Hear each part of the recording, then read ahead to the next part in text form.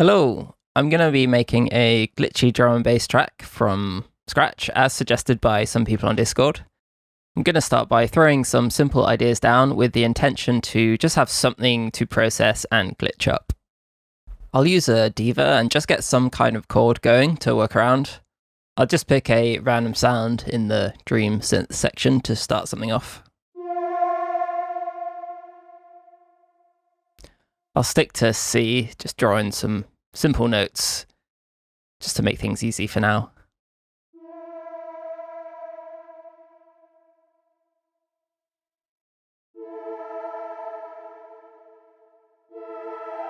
Not being precious at all here. Oh, the track name has already been chosen, by the way. Called Lost and Itch. Is chosen by a Patreon member.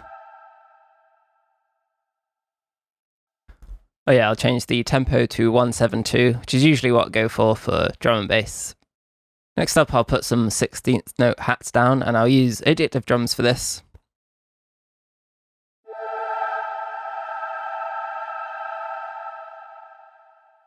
I'll switch to the edit mode, and a little tip here, if you hold down Alt and change a parameter, it will change the same parameter for the other drum pieces, which is useful if you want to make them all have a slower attack for ghost notes or something. So with that done, I'll make a shuffly hi-hat rhythm with some 16th notes.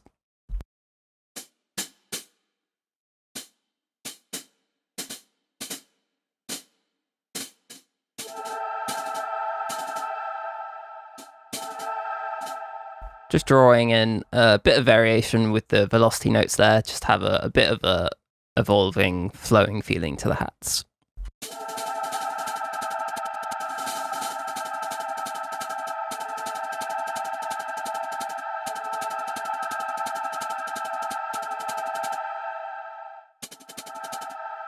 And to leave a little more room for the hi-hats and have everything in their own space, we're going to high pass and low pass the synth.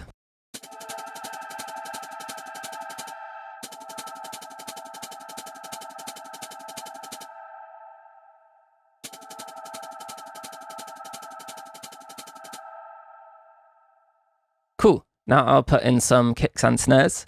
Instead of audio though, I'll use a drum rack because I don't normally use them and it would be good to try for this. Kind of want to make a theme of this video to try a bunch of new things.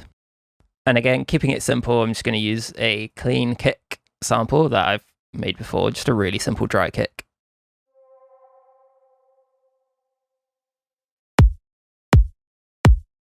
So I'll draw in some MIDI for that, and I want to keep this the loudest part of the track.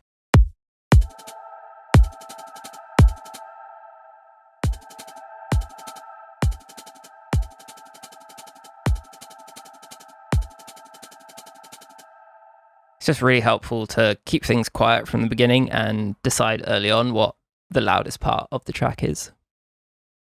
I'm going to throw in some snares and might as well use some from our splice pack.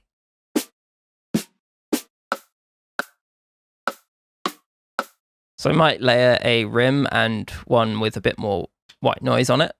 I suppose the good thing about a drum rack is that you could layer samplers within a single MIDI drum hit.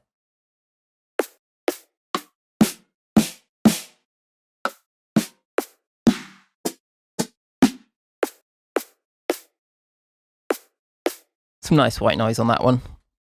So I'll high pass just this one with the white noise.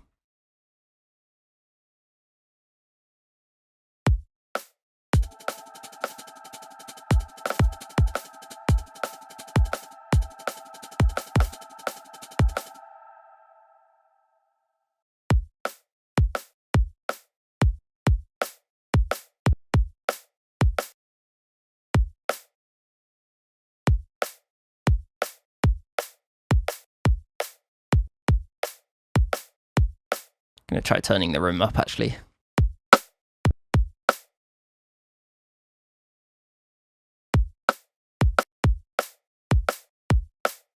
I'll pitch up the white noise snare layer.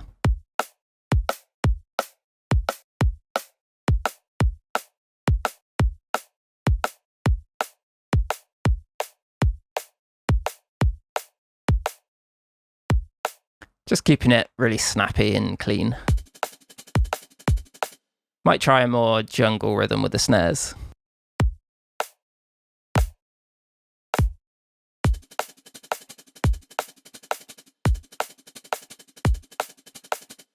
Cool, and I might try to add a bit more dynamics into the hi-hats.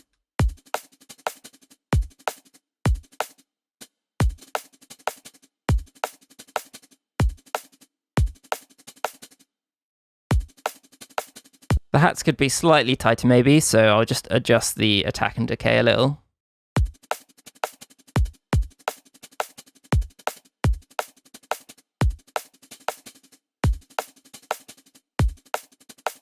And there's a lot of low end in hi-hats, so it's usually a good idea to high pass them.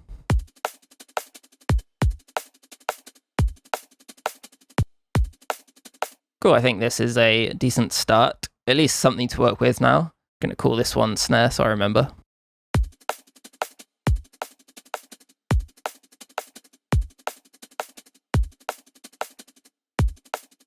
And even though this is all probably going to change later, I still want to establish the kick as being the loudest and mix everything around that from the beginning.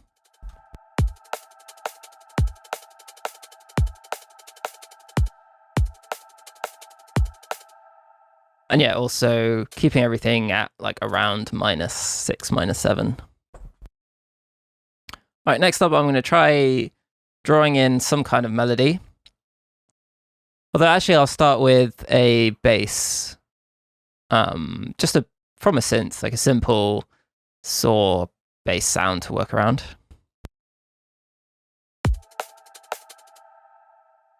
I'll keep that low.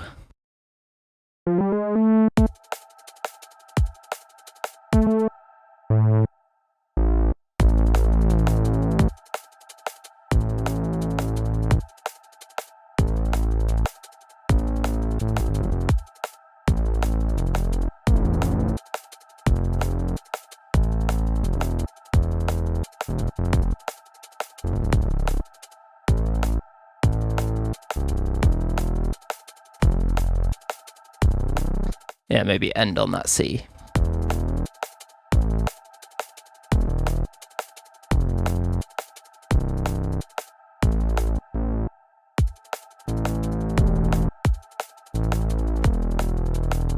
Could be good to have a gap there and have a more rhythmic placement of the bass. Sometimes with these jungle beats, it's good to have something filling in the gaps.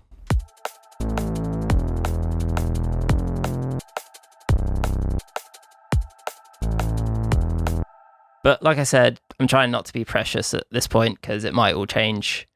And I think the thing that we really want is kind of a high lead layer that we can process a lot. So I'll make something with an operator. This is why I made it in C, so I don't really have to think about where I put the notes.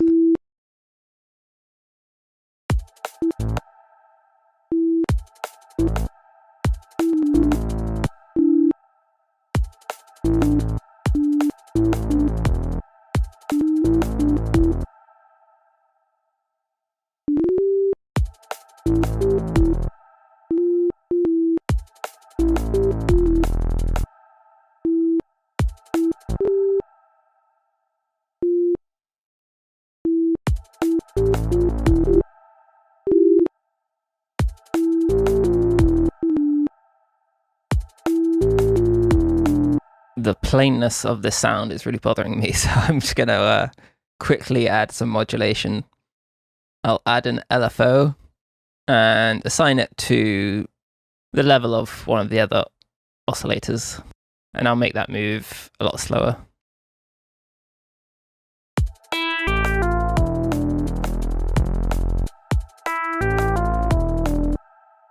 And just a little reverb will help a lot to make it sound nicer.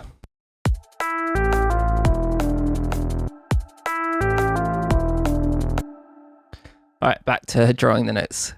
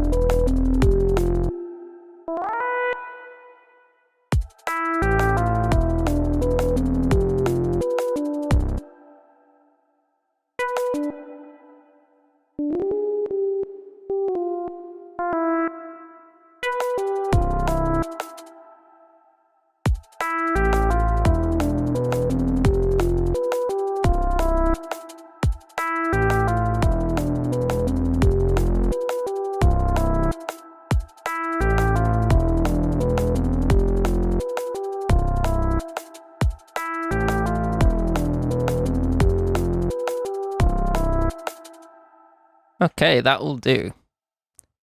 I'll just copy that over and maybe try a quick B section to follow from that.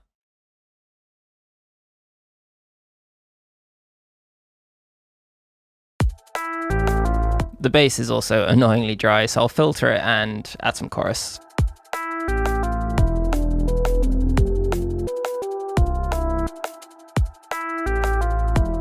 I really like the chorus in Diva. I think it sounds great. I think for this next bit, I'm just going to make a rising progression.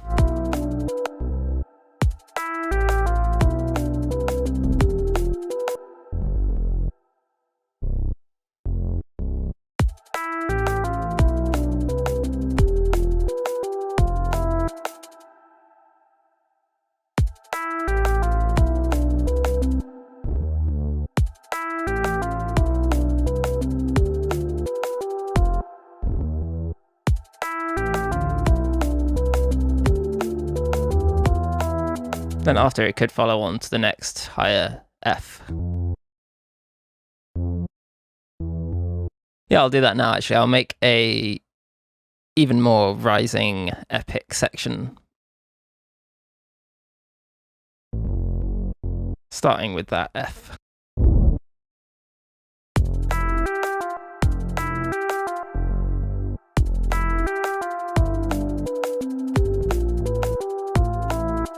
Could change that melody bit. Actually, I'll just keep it there as a reference.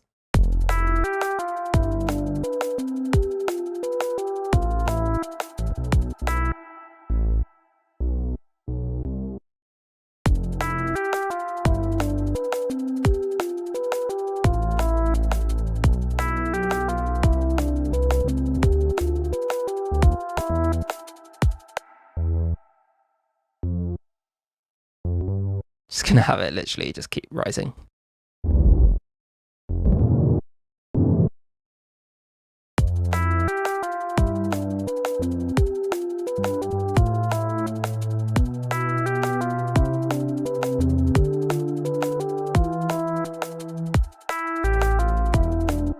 Okay, I think there is a complete-ish idea to at least start building around or generating some sounds from. I think this sound in particular will be useful, so I'll make it a little bit more percussive actually to glitch it up.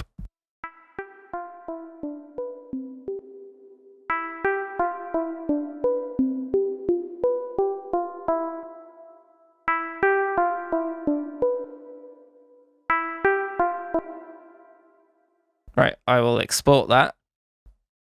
And then we can start doing some more fun, glitchy stuff. And actually, now that we're here, I'm going to export the drums as well, because I think those will be good to process a lot and glitch too.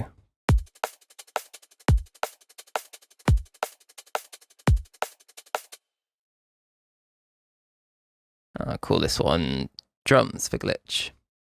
And I think this will be a decent start for some sound generation. But I'll open up a new project for this and I'll just use it for some sound exploration and more CPU intensive stuff. I've opened up a new project and I'll use a device which I haven't used much, which is Wolf's Grain Spec Beat Slicer. It's kind of similar to the slice mode in the Simpler, in that it slices an audio file into pieces that are triggered by different MIDI notes. And you can lower the threshold so it selects more slices. So this is the melody I just exported. With some sounds that it slices up, it does seem to be quite clicky, especially if you add an OTT or something. So I've been using this plugin by iZotope called dclick, and it's ridiculously good for getting rid of clicks. It is very CPU intensive though, and add a lot of latency as well. And you can change like how much of the click it's getting rid of. It doesn't take much though to get rid of the very loud clicks. So I'll show it with and without. Yeah, it works really well. But now we can just export the audio when we're done and not even use this plugin in the other project. Now that's taken care of, I'll start messing with the grain spec. It has some pretty cool controls to time stretch all the slices or go into granular mode, so it's a good device for intense modulation.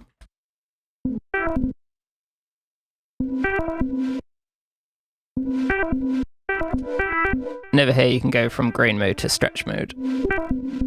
And there's a comb filter on it as well. So all these settings are pretty cool, and I want to automate all of them and trigger different slices. But to make life easier, I'll use some Max for Life devices that do all these things randomly, so I can focus on adding some effects later down the chain. A good one for this would be Instant House, which triggers different MIDI rhythms.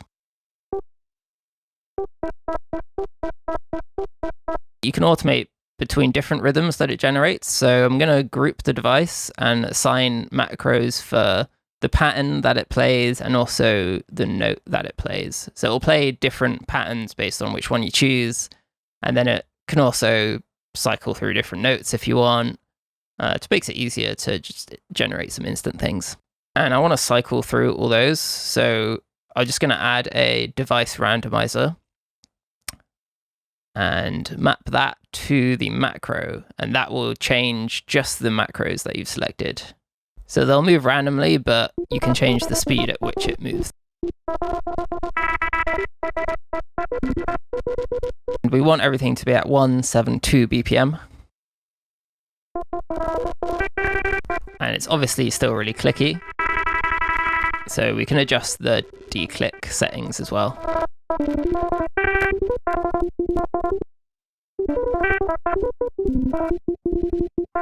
So I'm going to group the grain spec now and do the same thing as the Instant House and assign different parameters to randomly control. So the grain to stretch, the transient, the speed, and some of the other grain controls. Not 100% sure what all these do exactly. I'm just going to assign them and find out while they're moving. I think part of the whole hyper glitch sound is trying to get unexpected random results. So it's kind of what I'm going for here. And I'll use another device randomizer and map that to this macro.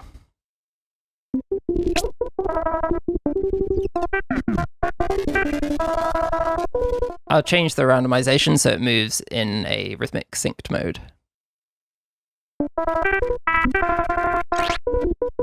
And I can turn off the smoothing so it just jumps to the different random values.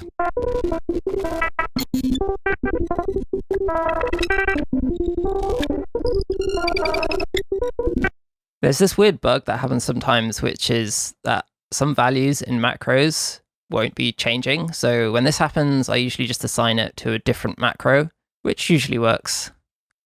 Max for Life can be a little buggy sometimes.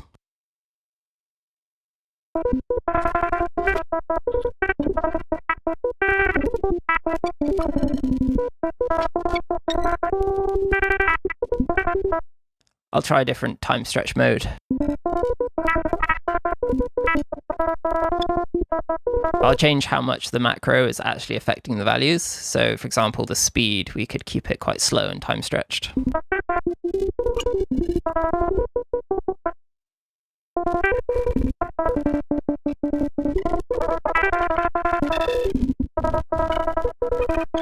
I'll just see how changing these affects it.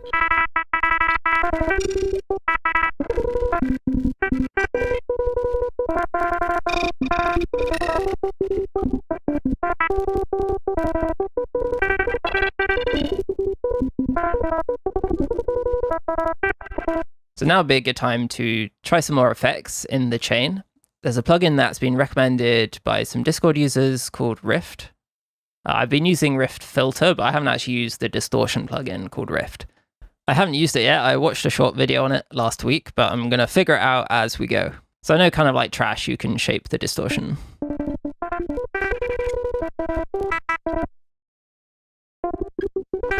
But there are some things I really want to try, like feedback. I think they're in a different mode. Here we go. A lot more to play with here. I remember there was a button to randomize all the parameters. Yeah, this is going to be really useful.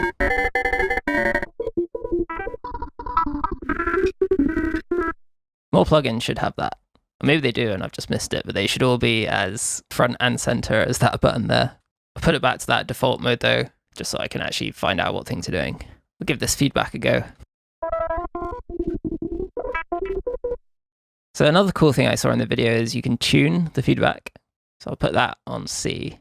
Then I could LFO the frequency, so I guess this frequency would stay in C.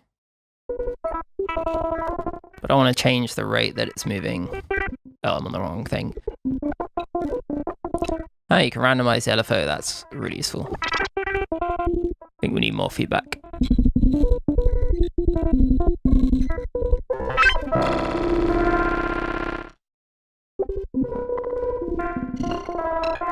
Yeah, that's pretty nice. The pitched feedback works quite well.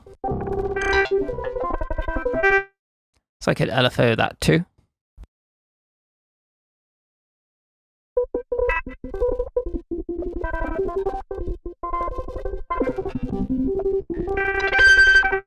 But because it's using the same LFO, it's going to be moving up when the frequency moves up.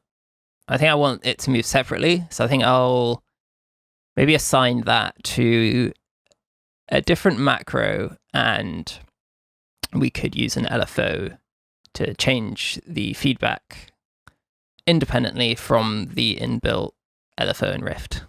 And might as well do that for a few other parameters like we did with the grain spec.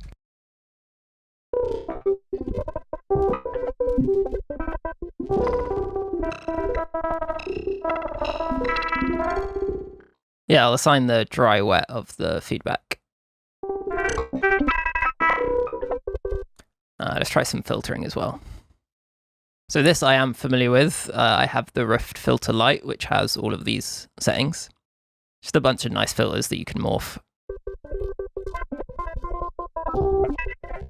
So I'll macro the filter cutoff.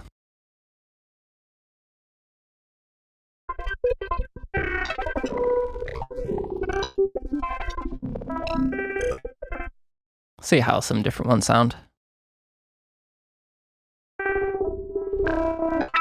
I think the morph will be a really good one to macro as well. And why not the resonance too? That's a bunch of things to randomize. I'll get another device randomizer and whack that on this macro rack. As you can see, it's doing that same thing where it's not affecting one of the macros for some reason. So just assign it to a new one.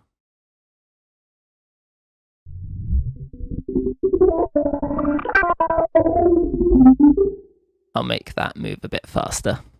And actually rhythmically like we did with the other one.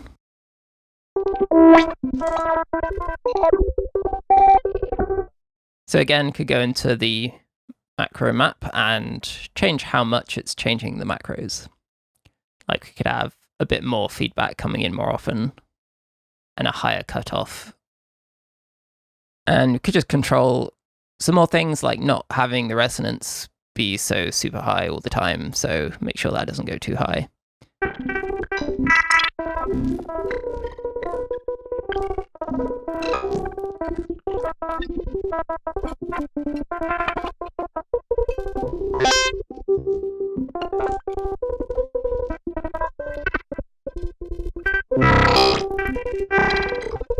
Yeah, there might be some jumps in volume for some reason, so I'll add a limiter.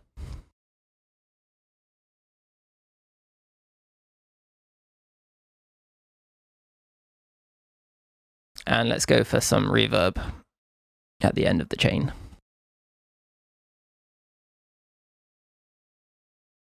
And seeing as we're modulating everything at this point, it might be nice to have the reverb coming in every now and then as opposed to being completely reverbed all the time. So I'll LFO the gain coming into the Valhalla. And I don't want it to go higher than 0, so I'll keep it down with the offset and depth.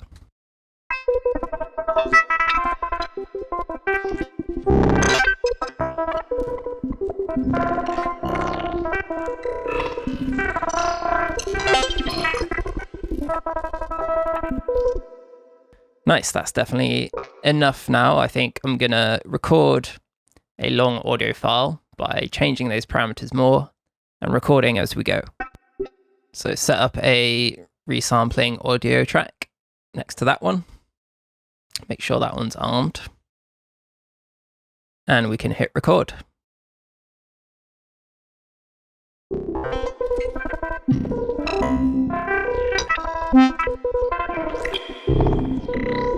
So I can let that play and record while I change some stuff.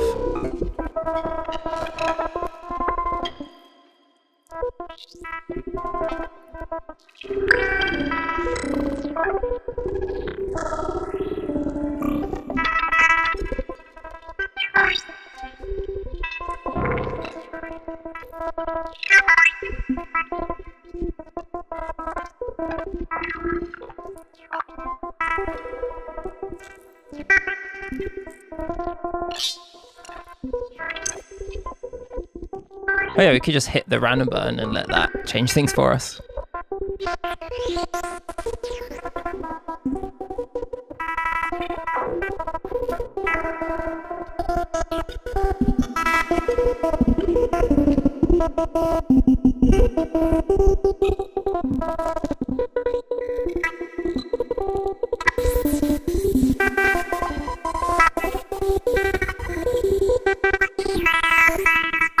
I kind of just want to keep hitting this button. I love it.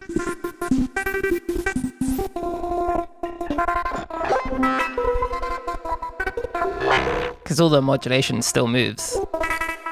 So this is just insanely useful for this style of generative making.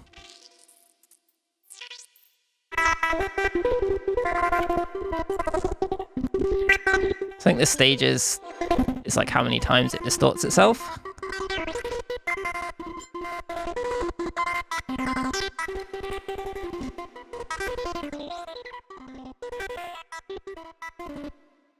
Oh, I just turned the track down, but I realized it's recording automation as well, which isn't necessarily a bad thing, but I'll leave that off for now. I'll keep that audio file, but I'll have another go and keep changing things.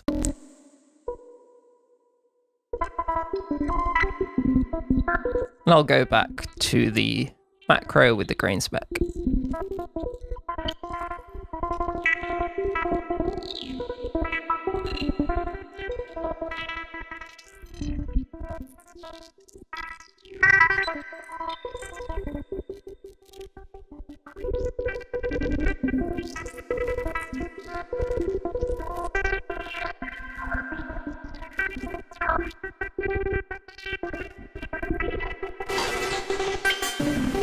Yeah, I just love this button.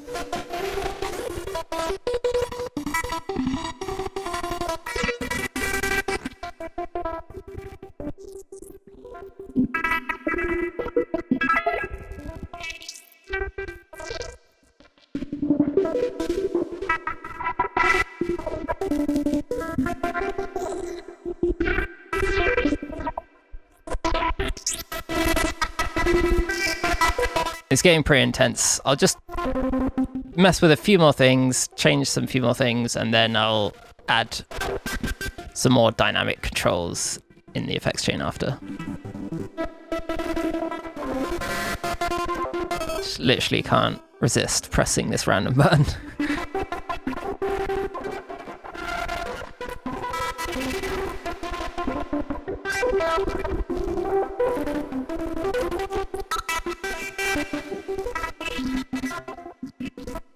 Right, that's enough of that, but I think now I'll try some more heavier processing, like with OTTs and that kind of thing.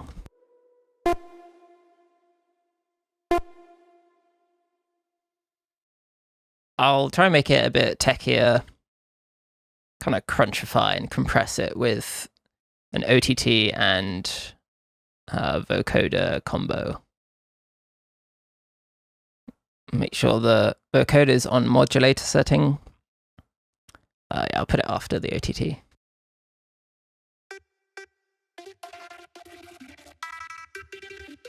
Want to let more of the bass and mids through though.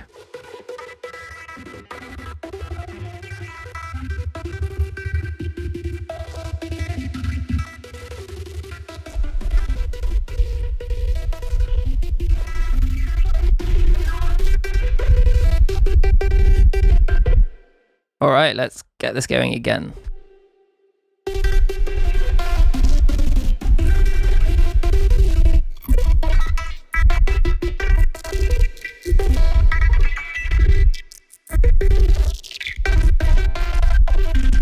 Yes, quite nice and crunchy now.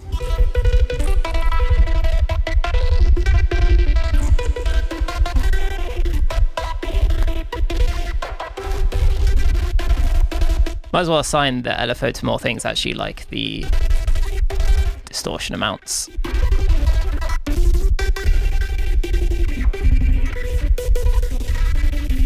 Really like that combo of setting up modulation and then hitting random.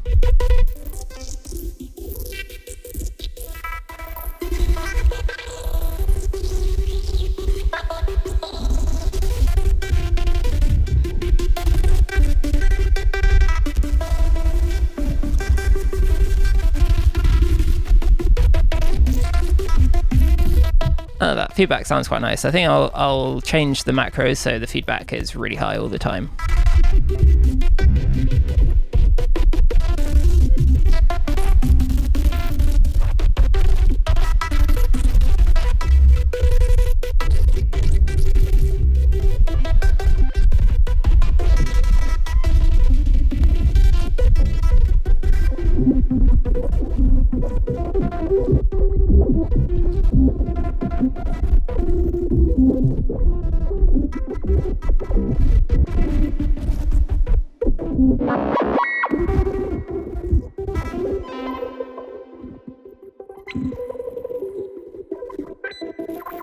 That's kind of cool.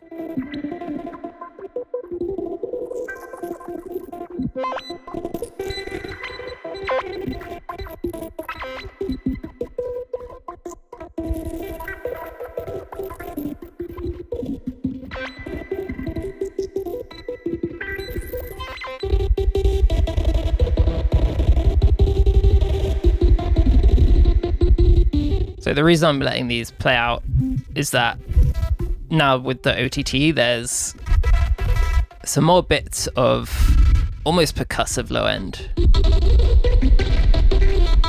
And I think these could be warped rhythmically later on.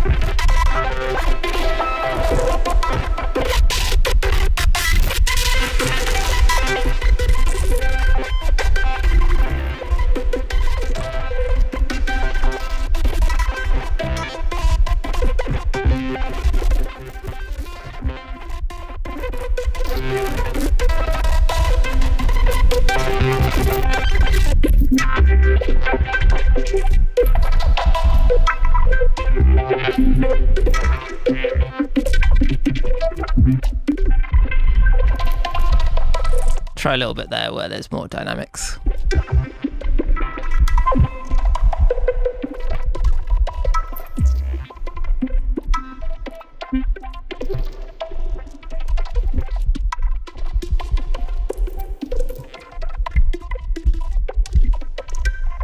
Cool, that's enough for that for now. It might seem like a lot of audio, but I really like having really long files that I can scrub through and try different things with.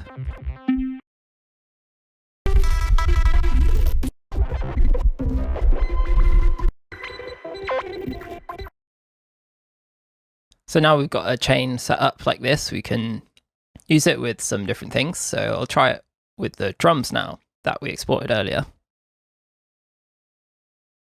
So I'll find those. Here we go.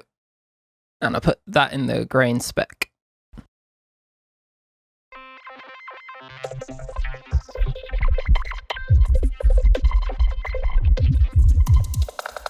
So I'll do the same thing and just hit record and start randomizing.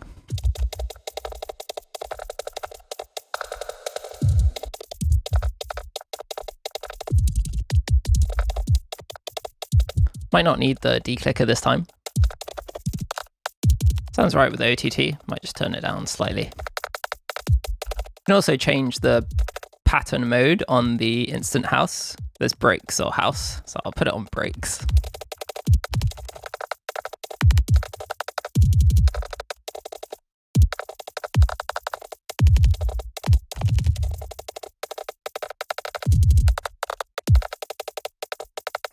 It's done that thing again. I'm going to reassign these to a different thing.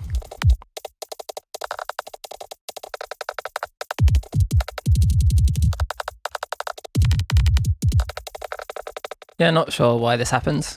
If anybody happens to know why or has kind of a fix or solution, then let us know. But for now, it's fine just to reassign them.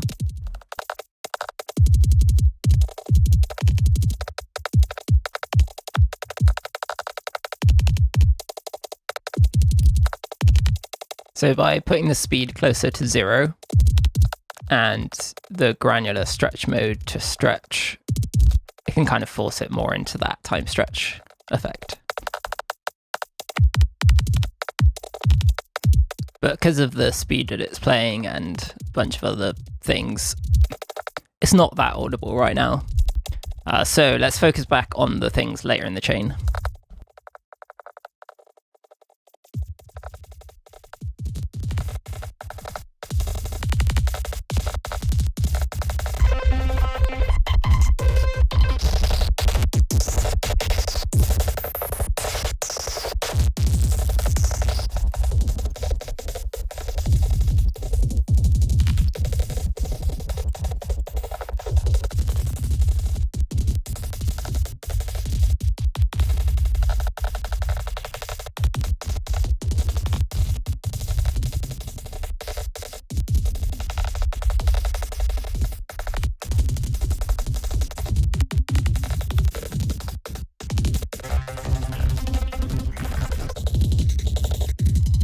So I think some of the macros aren't moving as much as I want them to because of the map mode. So I'll put these back so they are moving across the spectrum a lot more.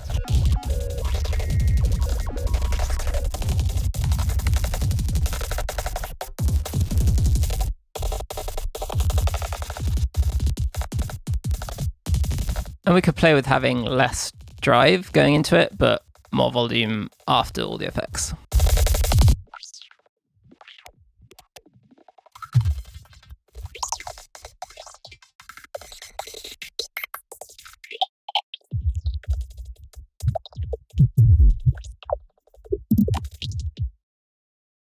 So because there's a lot of filtering going on and resonance, it could be useful to have something to take out some of those resonant frequencies. So Soothe is really useful for this.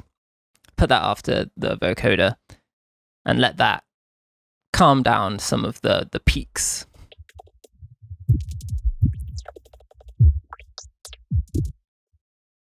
Soothe is just really great when you're dealing with unpredictable frequencies.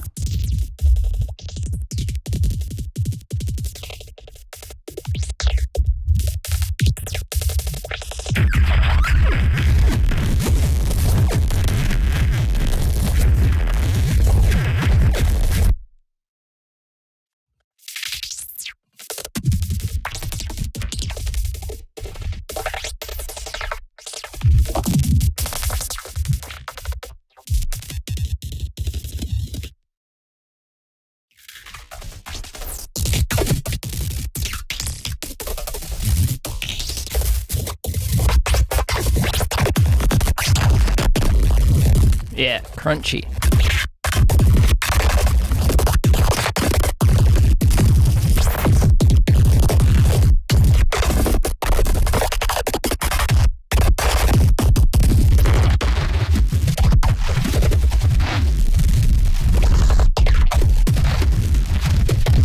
I mean, all this stuff could potentially be used as weird percussion.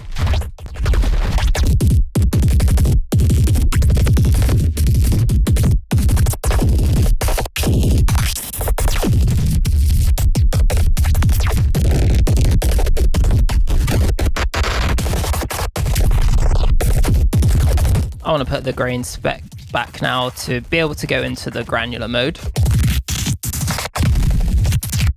And just want it to move around a bit more with that device.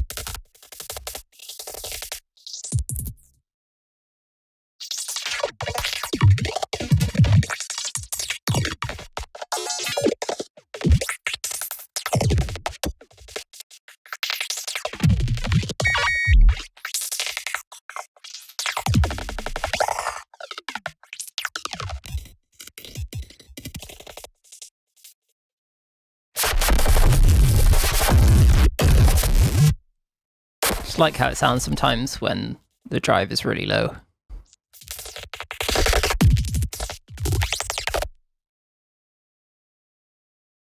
Well, I think that's enough of those sounds.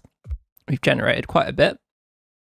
So I'm going to color these, and then I'm going to open up the other project where we started the tune. And what I'm going to do is just copy this track over. It's pretty handy in Ableton. You can just copy a track and paste it when you open a new one. Oh, Miso just knocked something over. What are you up to?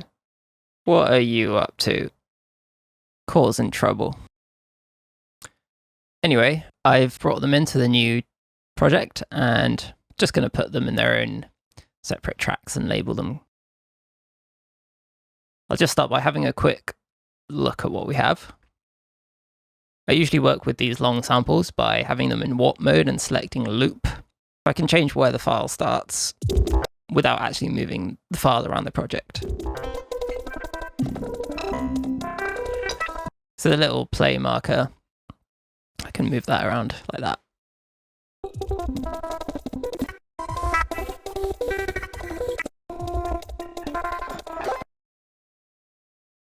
So I usually have like a bit in the project like this where I just place the audio files, and then it's kind of like a color palette that you can look back to and just pull something out and put them in the bit that you're working in. I think what I'll do next is generate some more sounds from these that we just made. So pads are quite a quick and easy thing to make.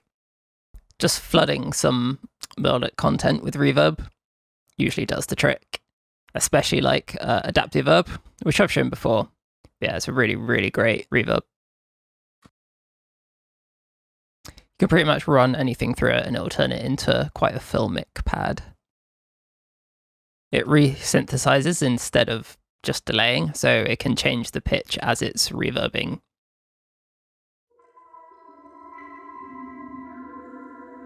And like before, I'm just going to let this play out and record it and change some of the effects.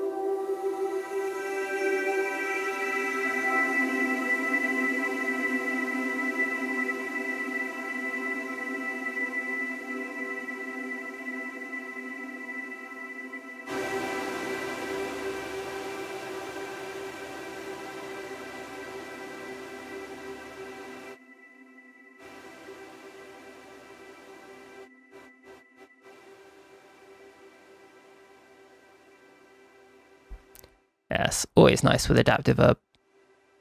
I'm going to try it again, but this time with some different pitching. Maybe try pitching it down an octave.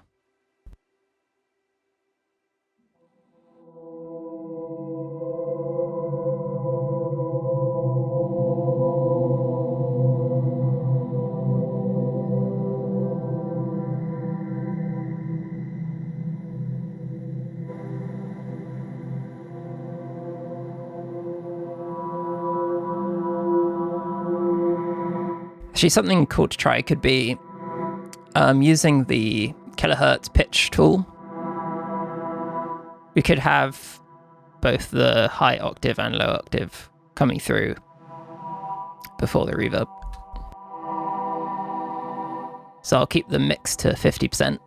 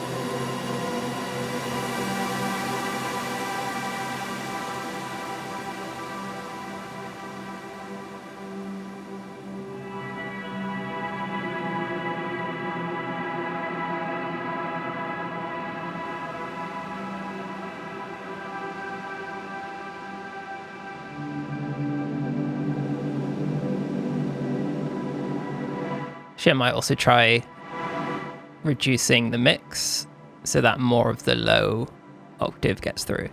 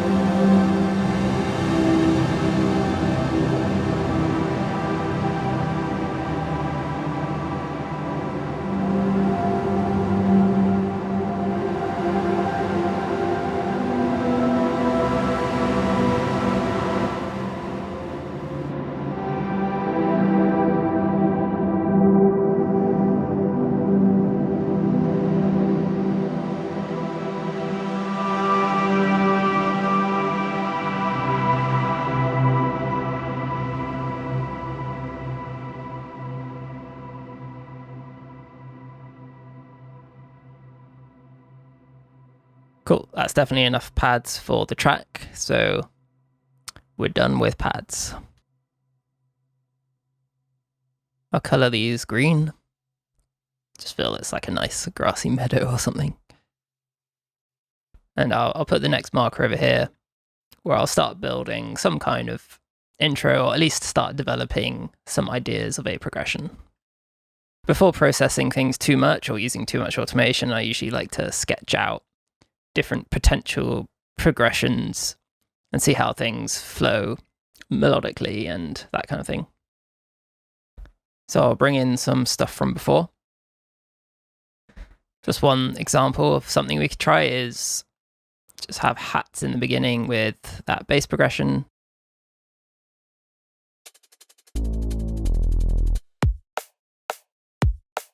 And we could see if these other elements help tie them together.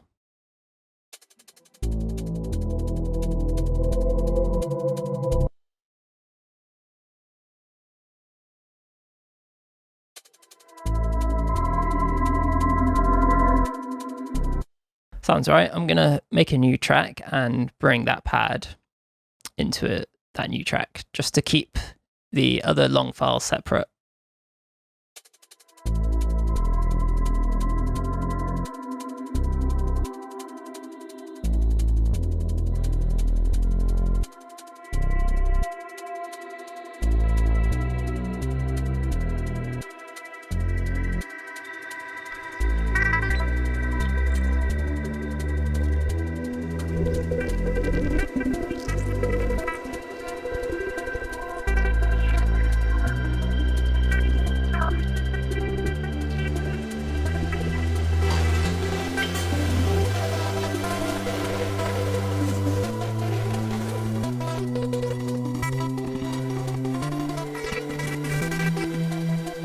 Yeah, because it's all generated from itself, it all just fits together pretty well. I'll compress these pads a little so they don't change in volume too much. I'll copy that to that other pad, just some slight compression.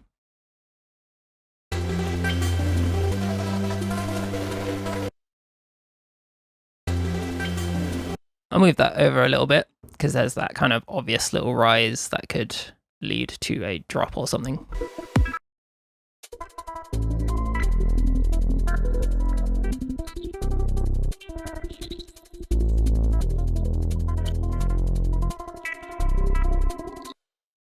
I will filter the hi-hats so they come in more slowly.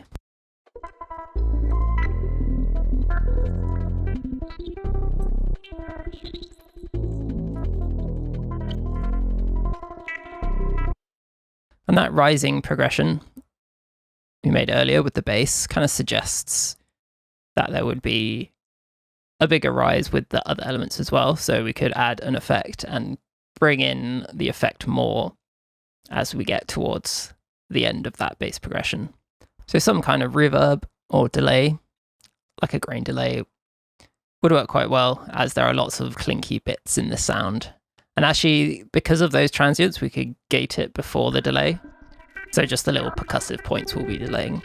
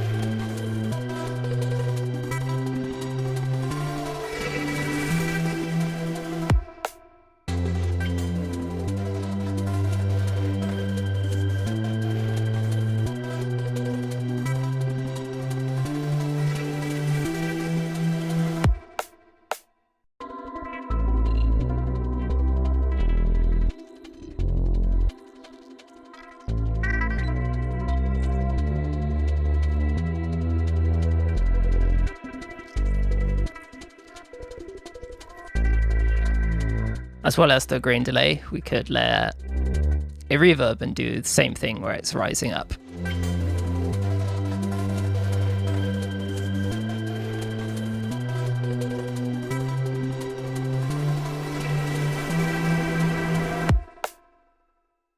So the general rule is you want the thing at the drop to be louder than anything before it, so I'm just going to be careful not to make it too loud.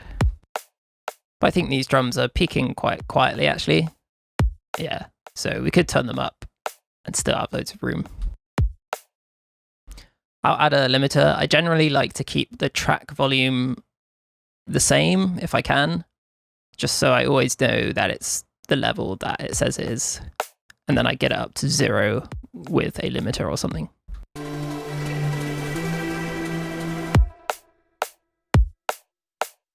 So yeah, I'm going to turn everything else down a bit.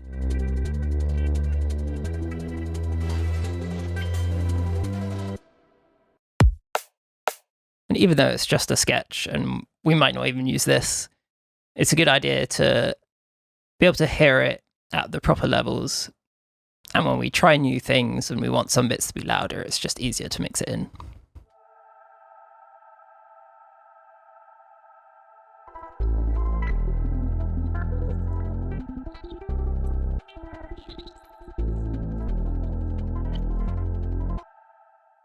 Don't know if I actually want that initial chord. We got those pads now, so we could use those and those other similar bits.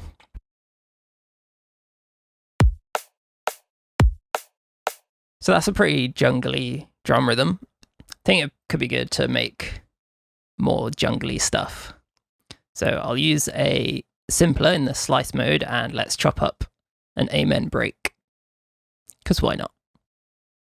I'm going to use the original amen break, which I've got somewhere. Here it is.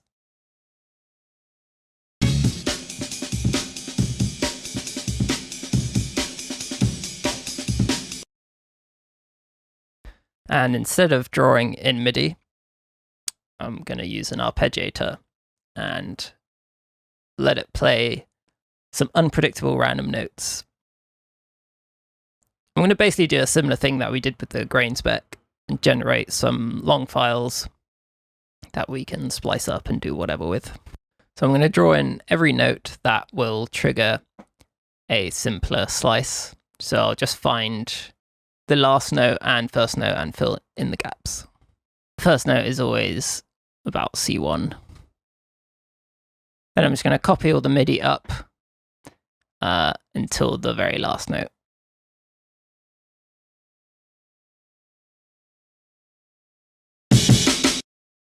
Cool, don't need that last one. So now this should play all the slices.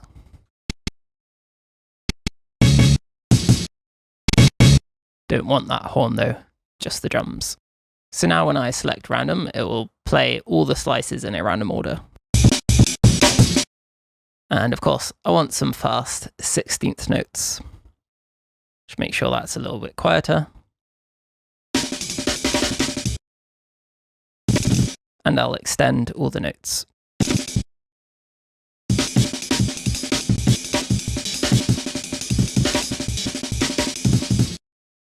So we can use this MIDI later for different sounds if we want.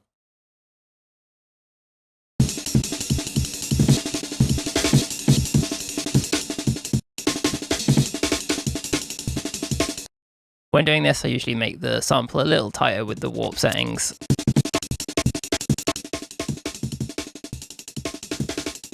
Then adjust the fade out on the simpler for a little more release or less.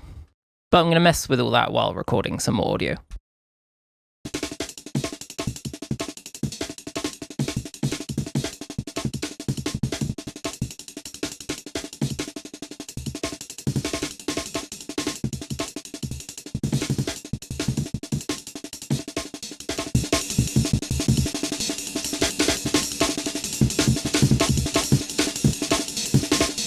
And putting it on the gate or trigger mode will change it quite a bit with how snappy you can make it.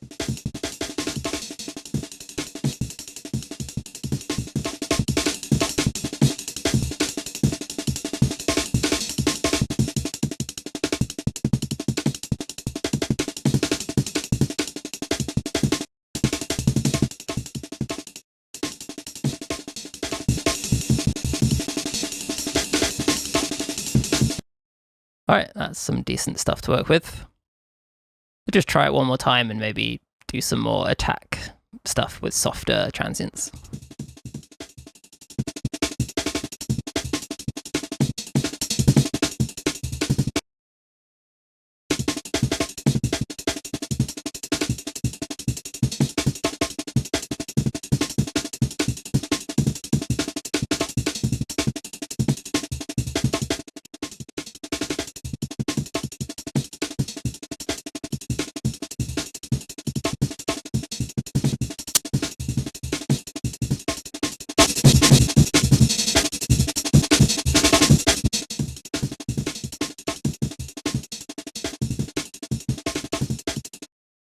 Cool. I will try adding these into the intro, just see how it sounds with it.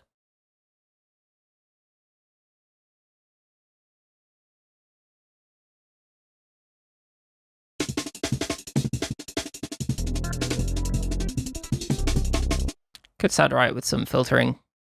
Definitely in intros, it seems to work when you filter breaks a bit.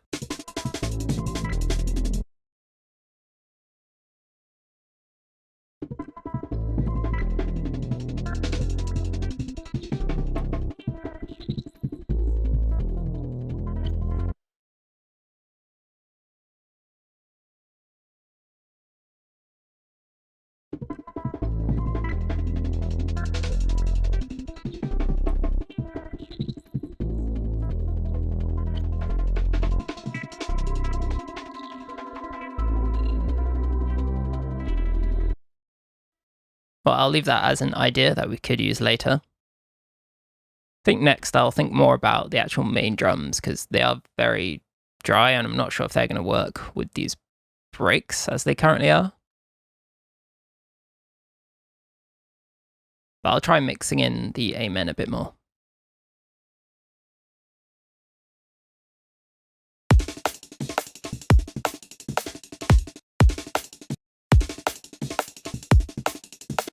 So something I could try is I'll copy the drum rack and then could actually use the amen in the drum rack to layer with the main hits to make them a bit more breaky. So we have these sampler layers and could just swap them out for some amen and see how that works.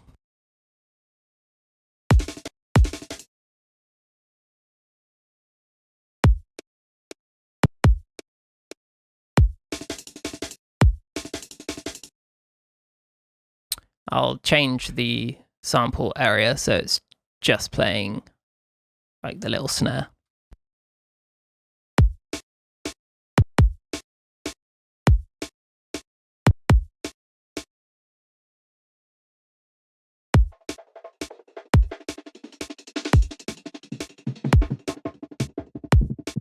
I like the idea of using a break with the sampler, but we could try something else, maybe a different break. Actually just occurred to me that the name Lost in Glitch is a reference to Lost in Thought. I feel pretty dumb for not realizing that. But I might as well use the drums from Lost in Thought. I'm going to go open up that project and export them, because it could sound pretty cool led with this. Actually, I'll export them and then run them through the glitch chain I made in that other project. So here's Lost in Thought, and this is the drum layer.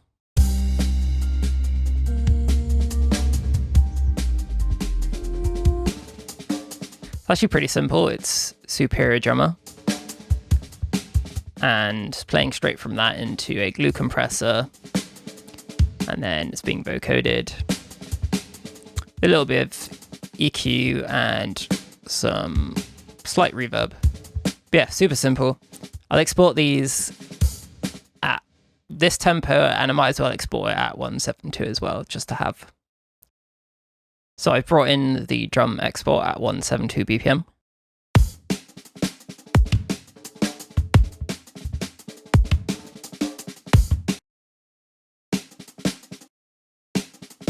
It's actually the same rhythm, which is pretty funny. I feel like this was meant to be. So I'll keep these slightly pitched up.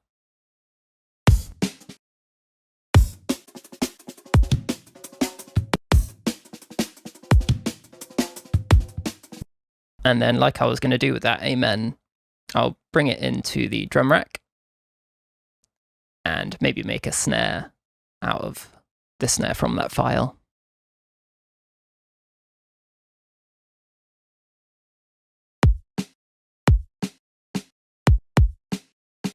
Turn the release down. And I'll pitch it up a little bit like we did before.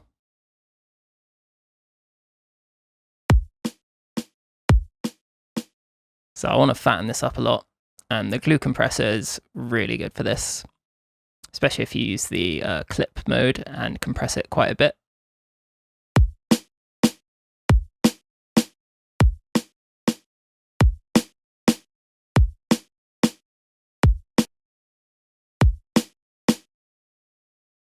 I'll take out some of the low end and have the high pass kind of hovering around the main fundamental.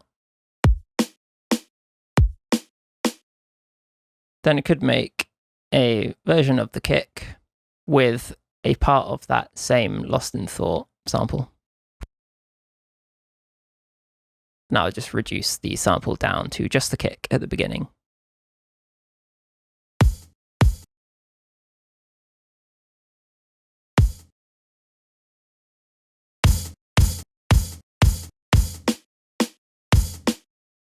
Yeah, and it's just a bit more of a splashy high-end kick with a crash on it. Or open hi-hat, I think it was. Going to slightly saturate and limit these together.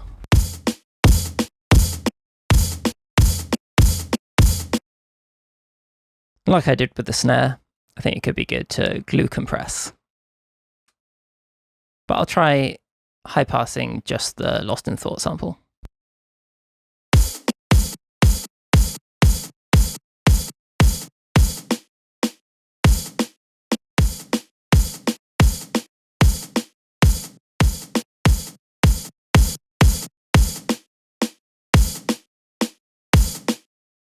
So that's a bit of a fatter kick we could use if we need. But I want less of a release in case we want those quick little edits.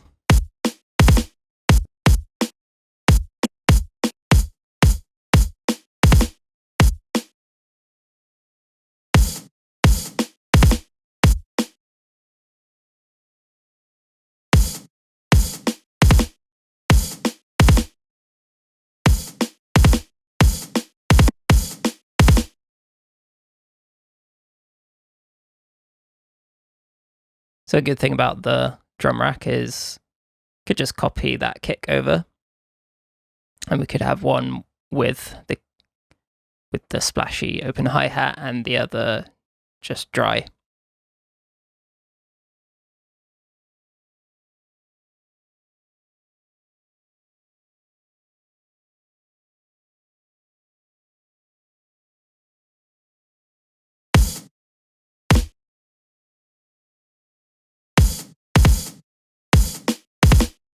Forgot to turn off the Lost in Thought. Or it could just be a more decayed version of it.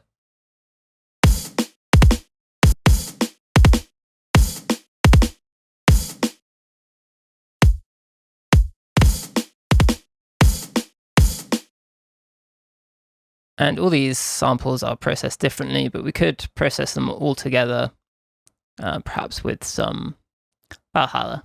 I do like to reverb a drum group to make it a bit more coherent.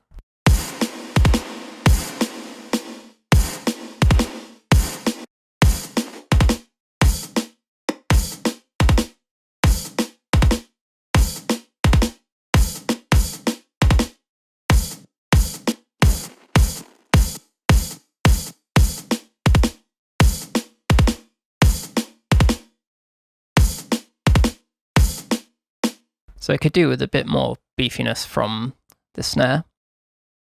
Actually, we're on the kick, so I'll undo that and then do it on the snare instead.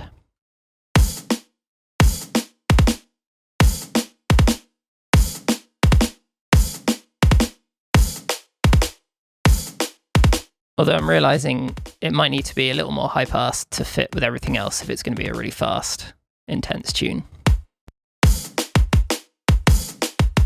But we can change that back at any point. So I'm going to make life easier for myself later on by making a gate group that we can sidechain everything to. So this will be a group with a gate on it. And then we can just isolate the transient of these main hits. Then we can route all our sidechains to this layer, and we don't have to create new sidechain triggers or anything like that.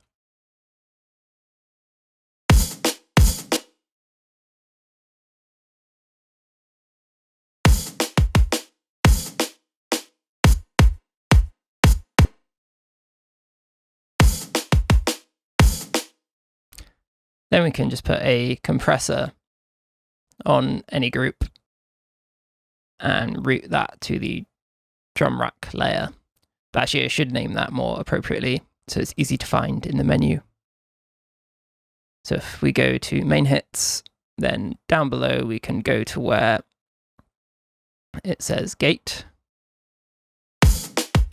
And there we go. Easy sidechaining.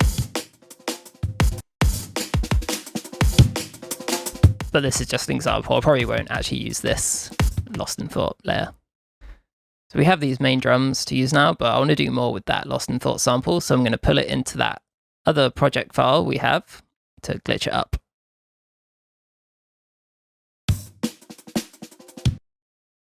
All right, I've got them in this project file with the grain spec. Just made a new track to resample. I'm literally just going to drop those lost in thought drums into the grain spec. And I'll hit record and do the same thing I did before, just playing around with the settings and seeing what we come up with.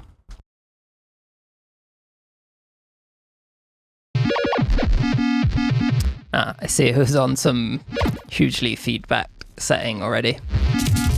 I'll start by turning that down. Or actually, I'll hit our trusty friend, the randomize button. I think I heard a few little clicks, so I might just try it with the declick with just less sensitivity. Something I didn't try before is LFOing the drive.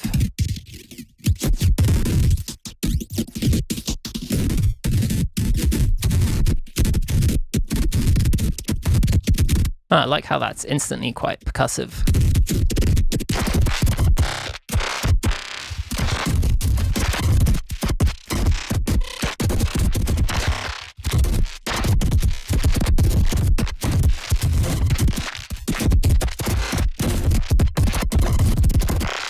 Oh, that old bug's happened again. I might just leave them up this time though.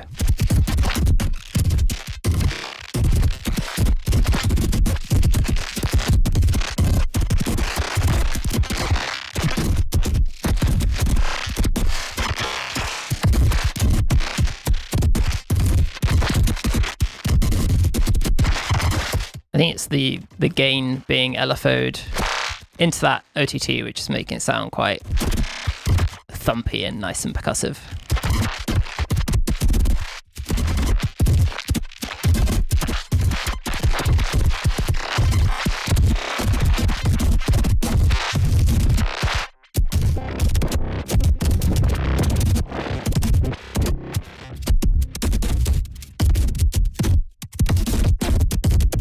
I really like that actually.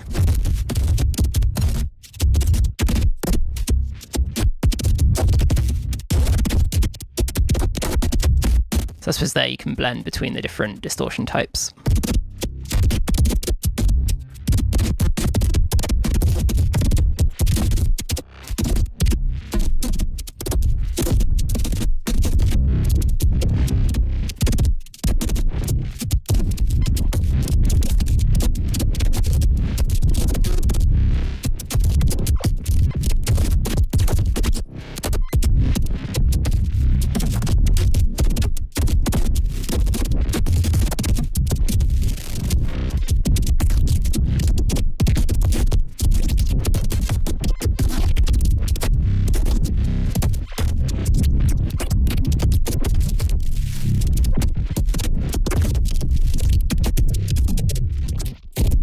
Yeah, sending the filter before or after the distortion will change it quite drastically.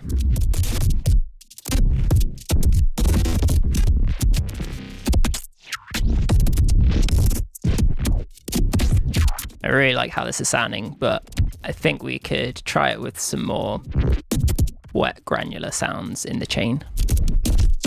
So yeah, I'll add a portal. Actually, I'll put it before the OTT, so it does some weird granular stuff into it. I'll make a group so I can have a wet and a dry. Then I'll randomize it by opening up the portal with the configure mode and moving that matrix there. Then these will appear as automation options, and I can assign them to the macro rack. Then with the device randomizer, I'll map that to the macro rack and make it a bit rhythmic like the other ones. So now that's moving, we can try out some different presets.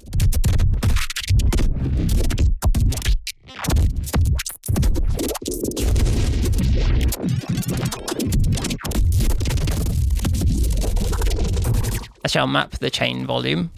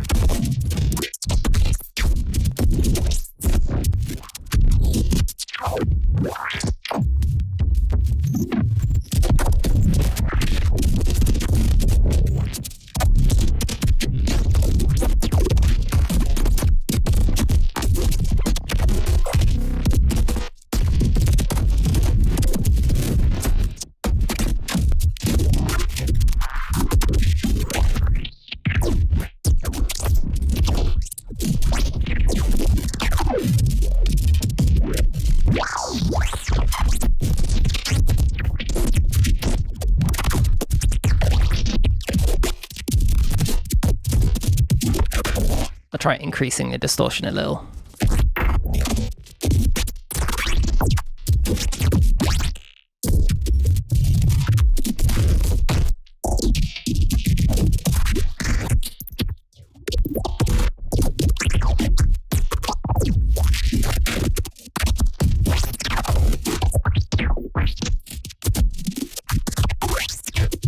I suppose when you're in doubt, you can always hit that randomize button.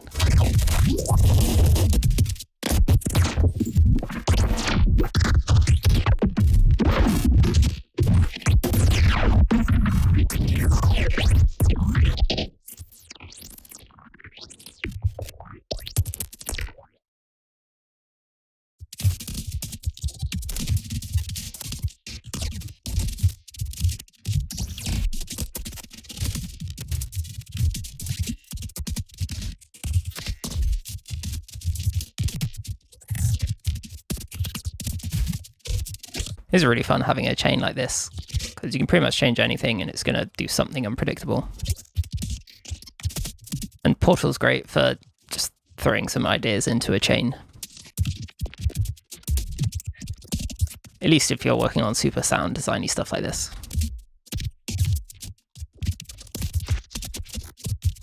Actually, I'll just increase the volume of the Portal map so it's louder most of the time.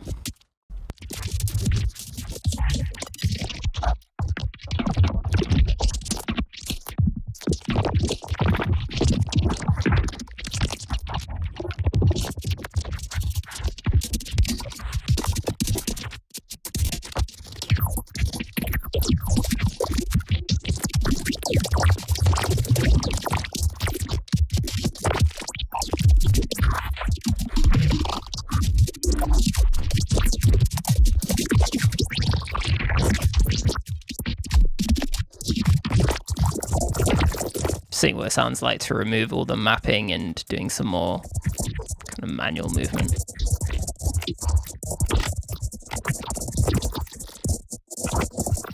We could see what it's like with a bit more of that synchronized LFO, if everything's to that one LFO.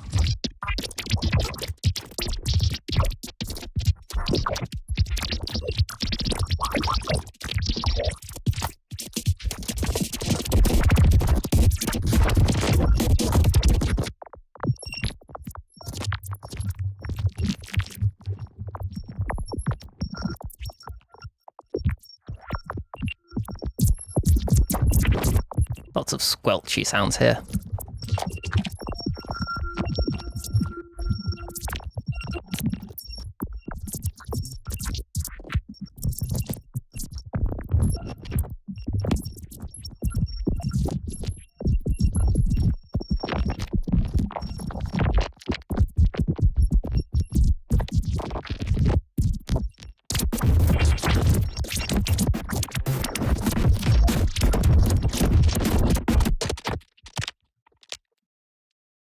Okay, that's enough of that, I think. I want to try something else with a sampler and the Lost in Thought drums. But actually, this project is really CPU heavy, so I'm just going to open up a new project.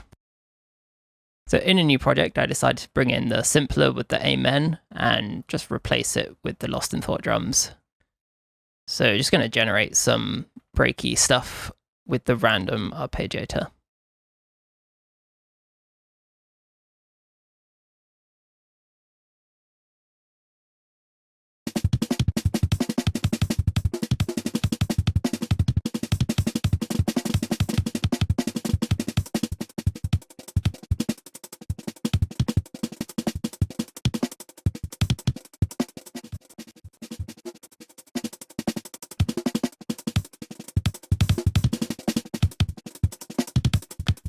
I think I'll actually try it with that rift again. Just hit the random button a few times, because why not?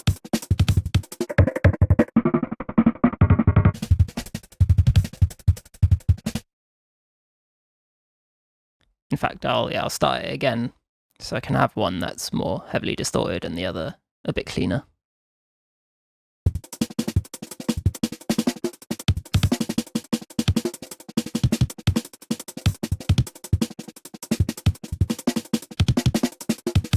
I think some rhythmic filtering with the LFO could be cool.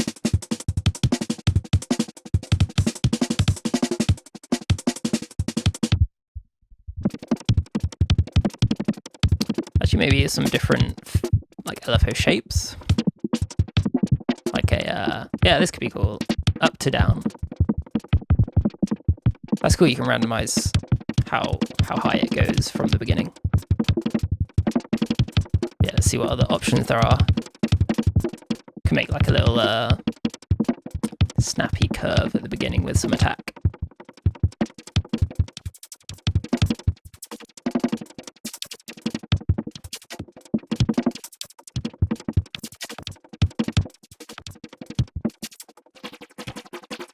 If in doubt, hit the button.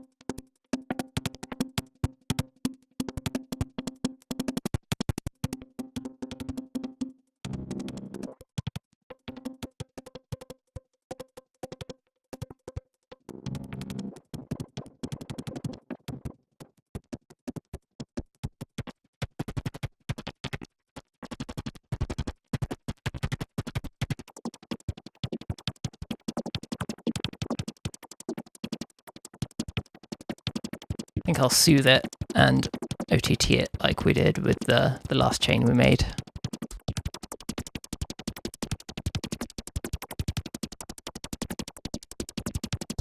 There's a lot of potential here to make some pretty evolving 16th note patterns.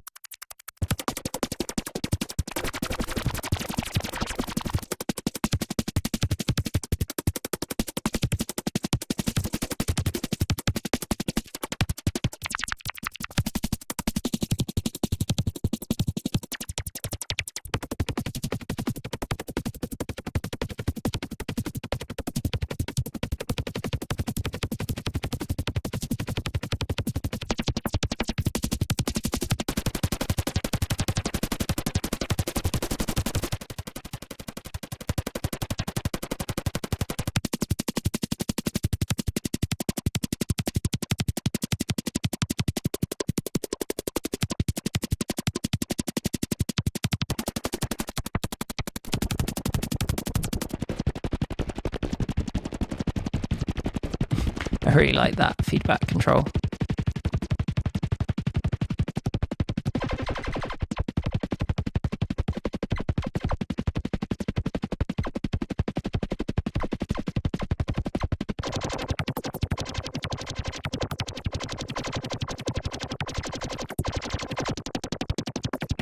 I'm slowly getting to the point where I'm just going to LFO literally everything in this plugin.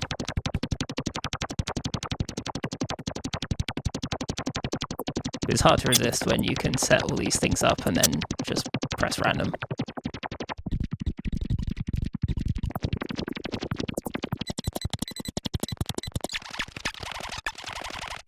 It's definitely getting into the realm of enough.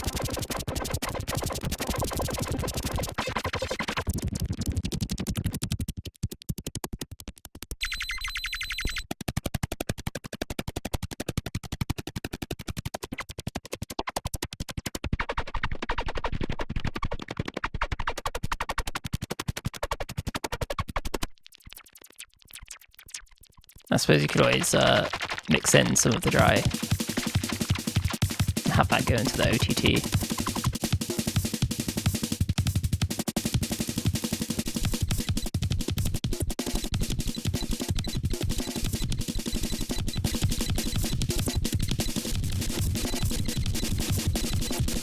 I'm curious what it'd be like if there's just a little bit of the dry sound coming in.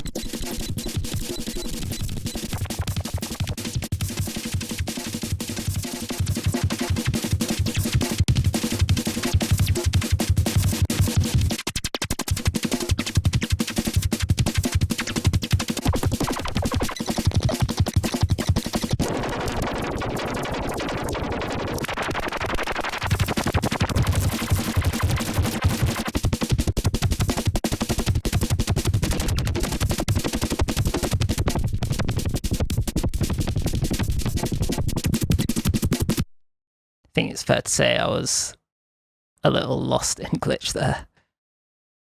Okay, I'm going to copy these into the main project file we have. All right, I've copied these in and I've kind of put them all together. There's the ones we just did here, and the amens, and the heavier bassy stuff. So that is quite a lot with those other pads and stuff, but I do think we're missing a bit of bass, kind of like a nice greasy bass layer that we can have if we need it. So I'm just going to quickly use a diva, and seeing as I was having a lot of fun with the riff, I'm just going to make a long bass note with the diva and a riff.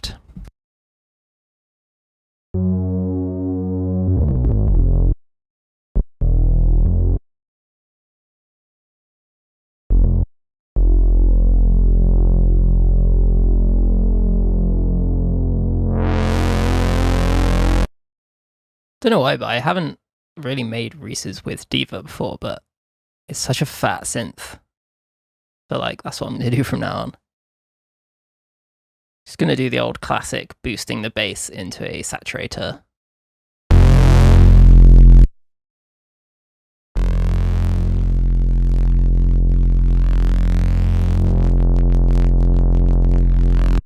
Sounds pretty fat.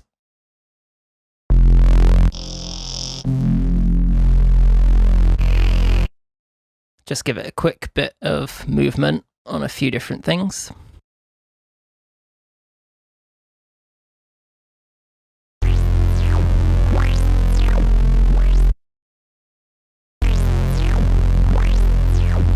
Oh, I thought I was on the LFO.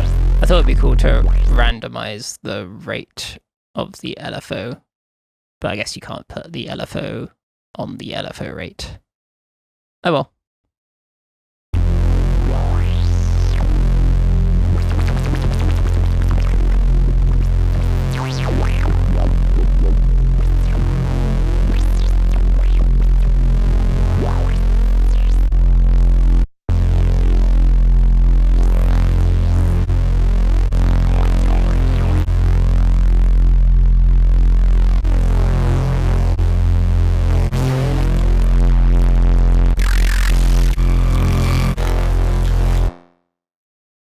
Really getting carried away with this plugin. I didn't intend to spend so much time with it.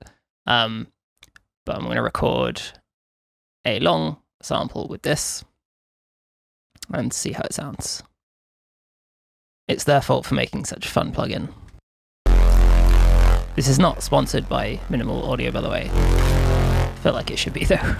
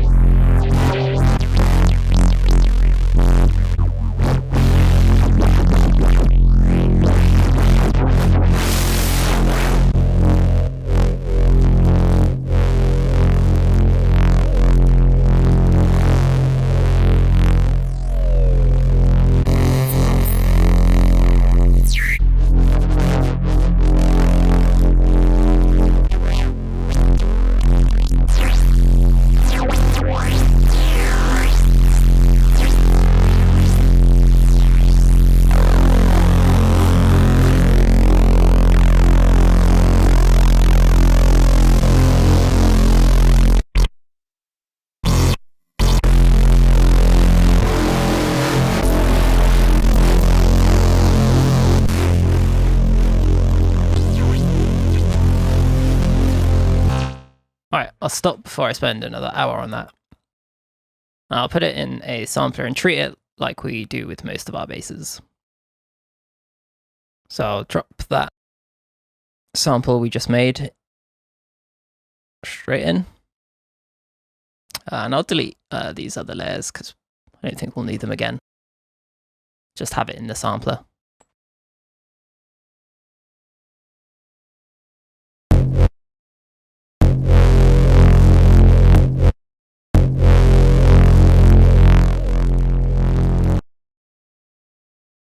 Turn the warp off so I can cycle through the sample start. I'll just add a bit of saturation and a limiter. I think also a bit of noise could be useful. Usually it's pretty useful, especially if you're kind of saturating. So I'll add a high pass filter as well.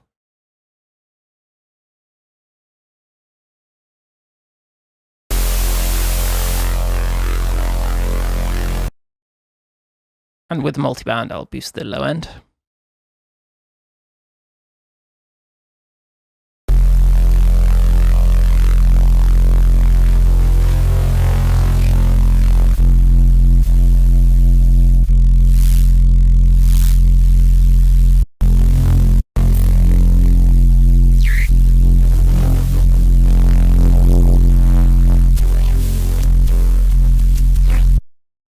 And it's usually pretty good to have a filter split so we can control what's going into the saturator.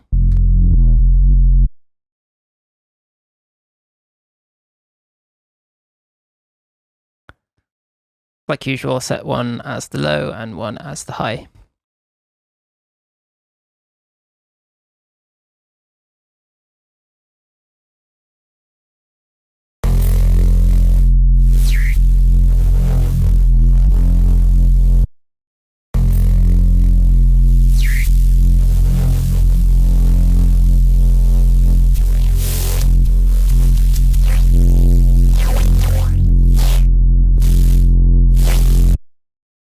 I think this layer will be useful to process with some of the other glitchy layers. I don't really want to use it just by itself and have it just a standard bass sound. I think we can make it a lot more interesting. For example, we have those lost in thought drums that were really squelching glitchy. I think with some gating, it could work well with the bass.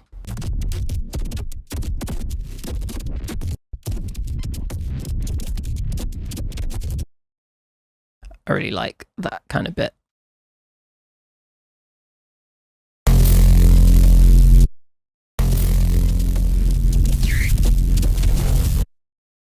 So what could be cool to do is use that hyper lost layer and use that to trigger when the bass plays.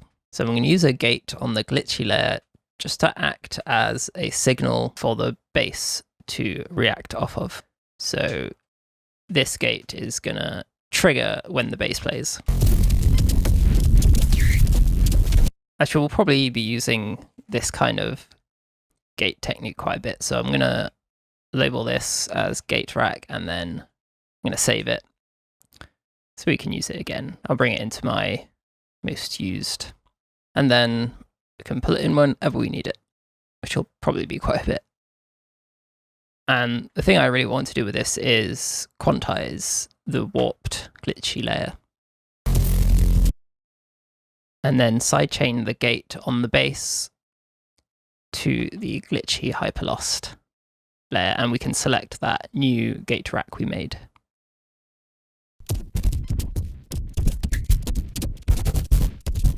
So one thing I realized is that the C on the bass is not the right note. I think it was an F we made. So usually what I do here is reference the note against another by copying the MIDI. And then I'll change the pitch on the sampler until it fits the actual note that I know is correct. I'm going to use a MIDI pitch tool for this and just drop it before the sampler. And I think it needs to be pitched up a lot to match that diva. Almost. There we go.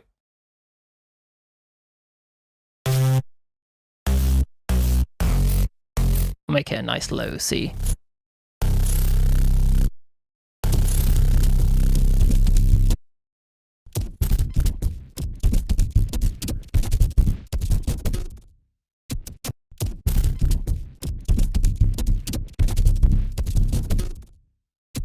So we can be really precise about what we're gating.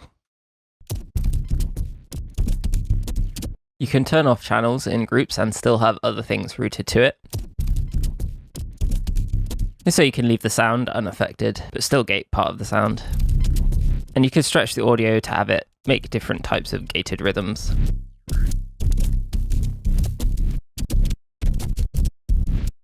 But this will sound a lot better once we group it and start processing them together. So the OTT and vocoder worked pretty well, so I'll keep doing that.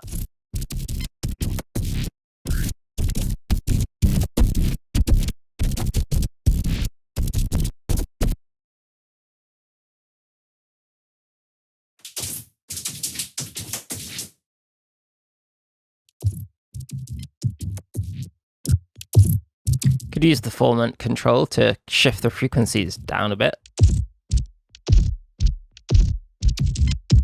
And by default, the vocoder is always a little filtered, so I'm just going to undo that.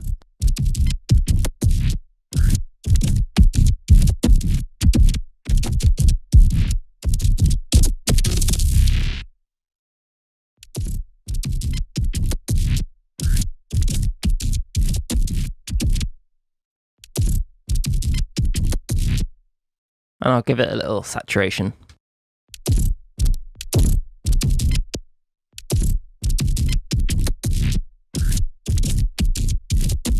I'll put this stretched audio in loop forward mode to make it glitchy.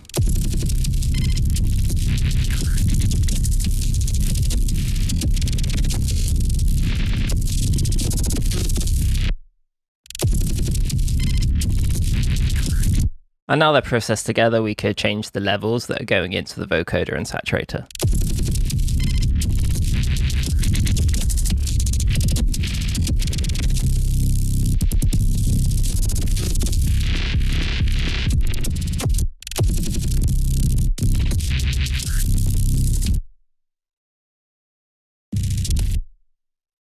Just going to copy it over and make some edits.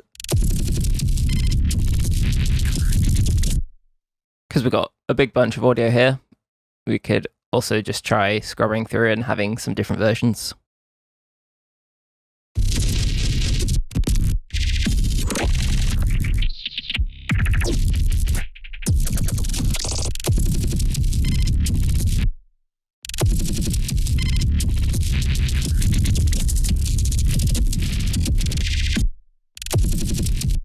I'll just move that playhead again. Oh, I realise it needs to be in loop mode though. There we go.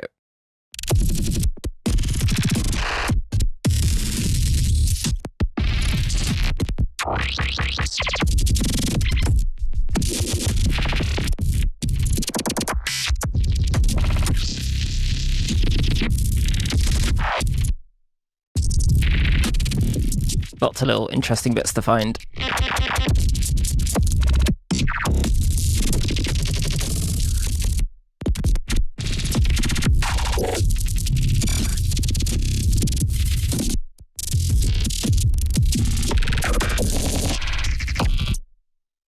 So I could have some that are glitchier there and some that are a bit more percussive.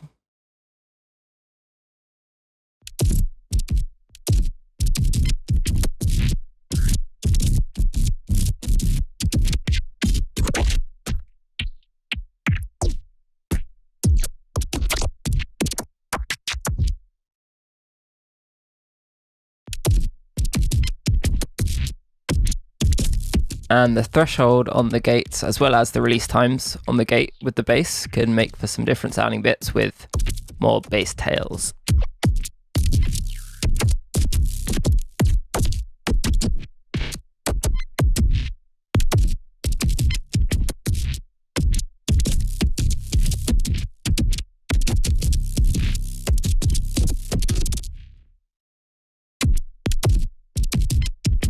So I mean, it's currently sounding like quite techy kicks. So usually when I'm working on stuff like this, I'll resample it just in case we want it later for something. Might not actually use it, but I'll just label these quickly, then I'll resample that bit to possibly use as a kick or something.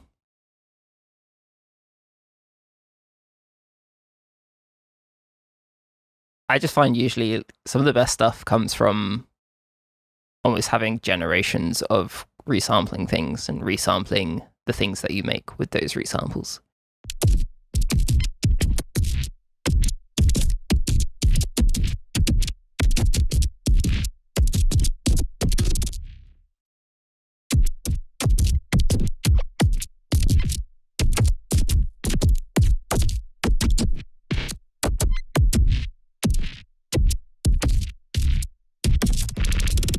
So yeah, like I said, might not actually ever use that, but it's useful to have. Could even use it in a different tune entirely.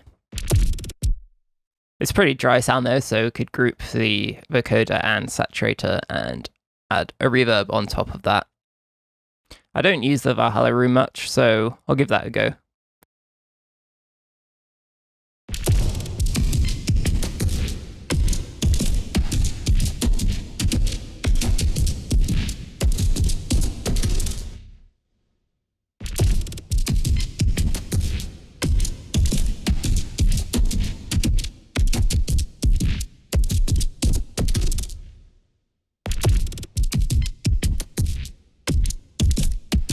Give that a bit of EQing.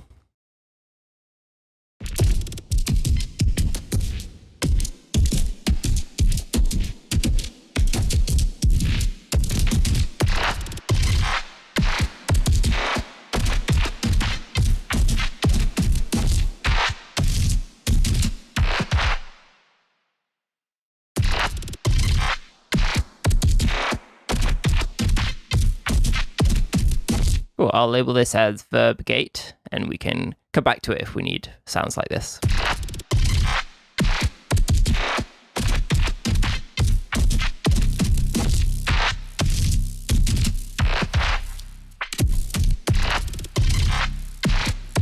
And it could increase the noise.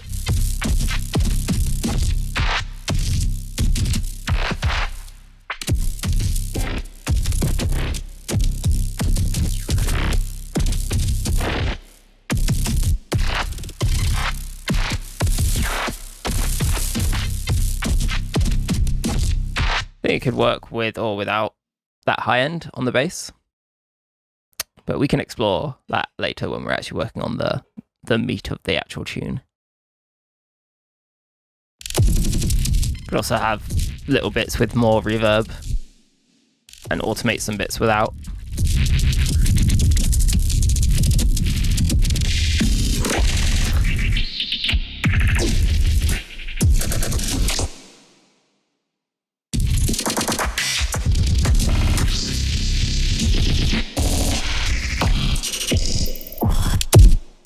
Oh, I'll turn that off.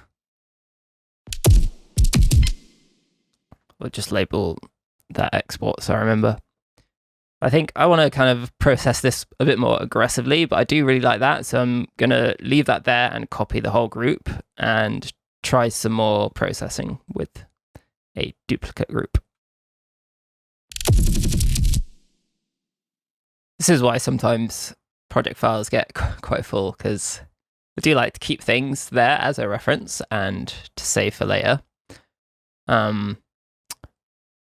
But I also like to experiment a lot, so it's good to copy things and not worry about ruining what you already have. I try making this one more distorted.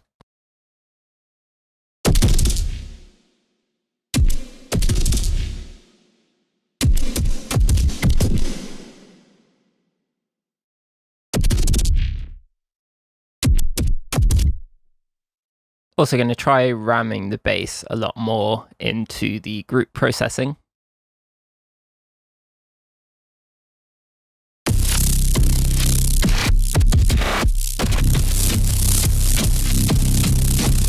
It starts to feel more like that Doom bass, the Mick Gordon Doom synth or whatever it's called.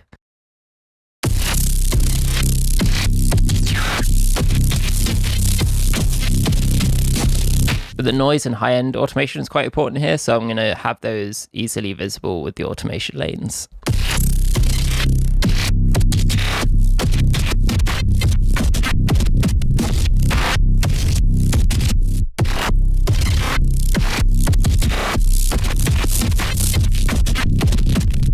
Sounding pretty crunchy.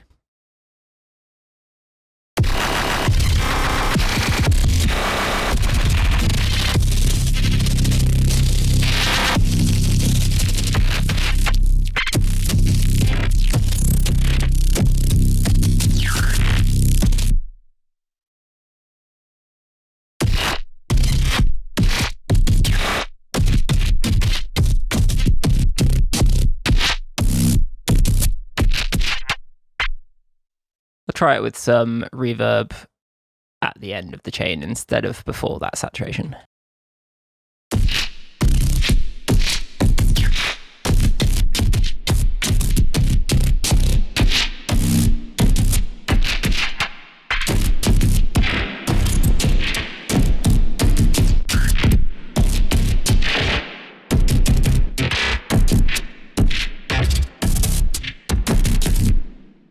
Just make it a little moodier.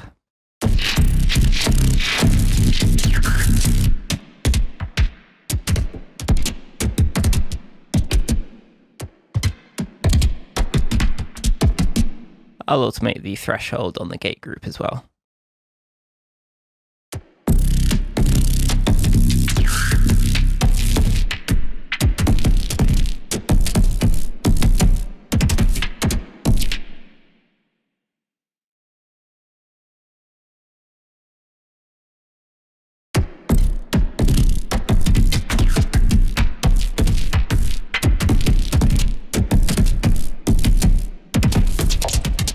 Then if there are quieter bits in the audio file, it won't be triggering the gate so much, so you can always automate those down.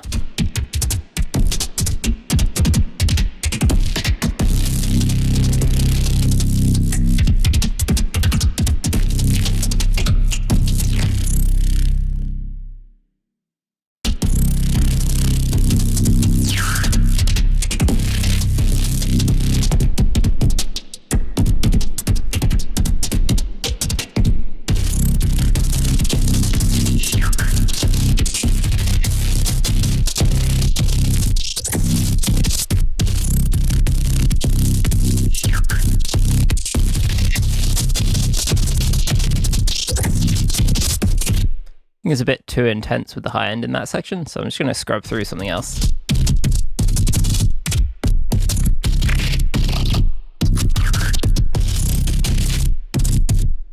Could also do with a slight boost to the highs, perhaps.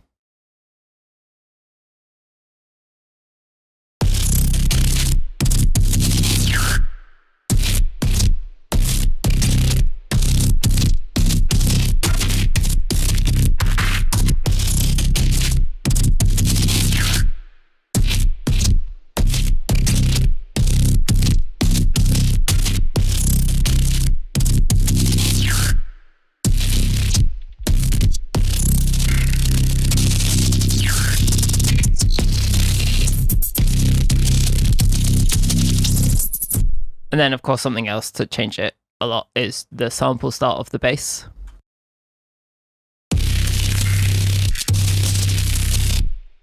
And yeah, I could try some different MIDI with that bass. See what it sounds like with some different notes.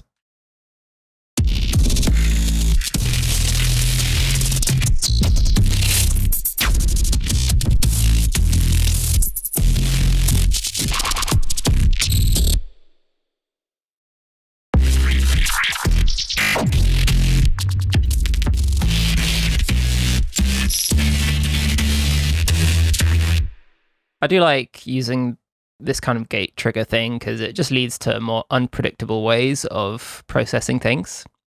If we just were using the bass here, we wouldn't really get these kinds of sounds, at least not very easily. So sometimes it's nice to have some unpredictable, unexpected results when you're working on it. Now we got these down, I'm going to try working them into the melody a bit more and just seeing how it fits with the other layers we have already.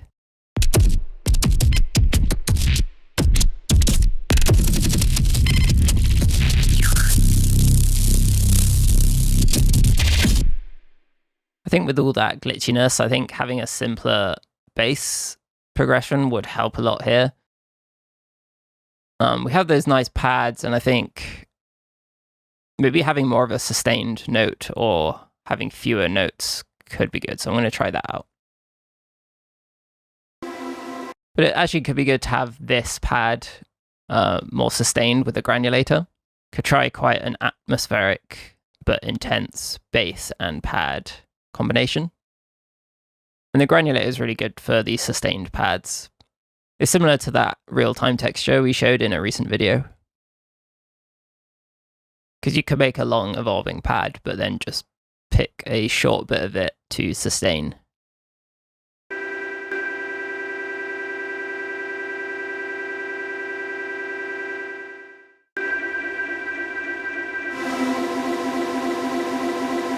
Could make the frequency that is playing the grains rhythmic at 172 BPM. So a quick Google is saying 143 should be quarter notes, I think.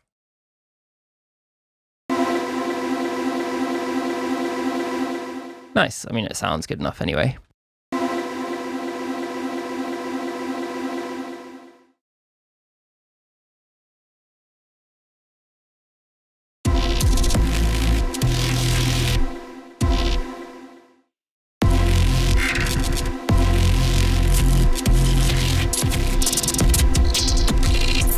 Gonna get rid of these and simplify it.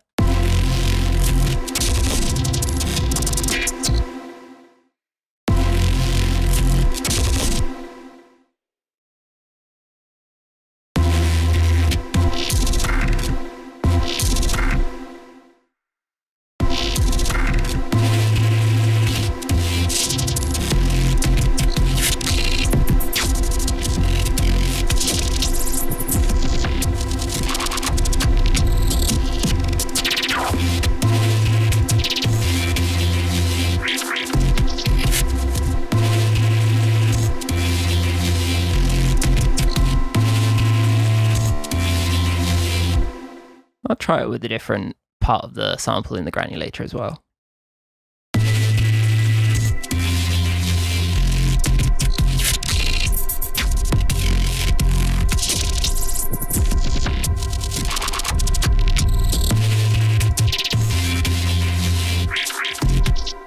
I like that, but it'd be cool if it ended on the low C. You know what, I really like that progression that ended on the F, but I want it to end on that low C, so I'm just going to transpose everything down.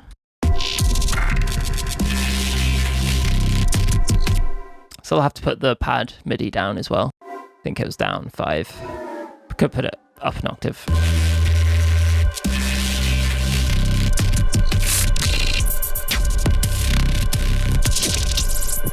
Yeah, I think I do prefer the bass like that.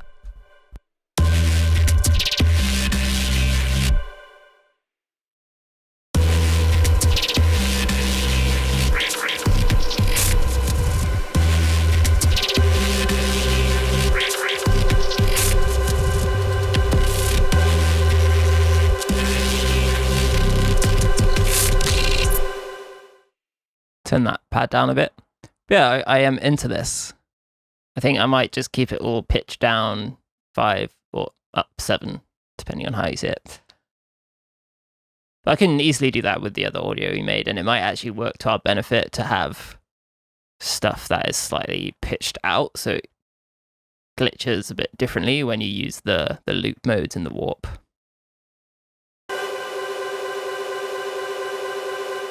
So I'll just quickly see how this sounds, and I'll build a little intro just to get a sense of how this thing would work in a new progression. I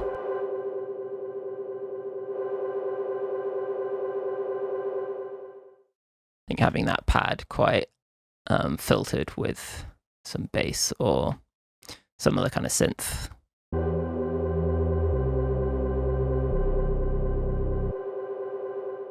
I like the sound of that Diva. It's going to saturate it and filter it to give it a bit of a more epic vibe.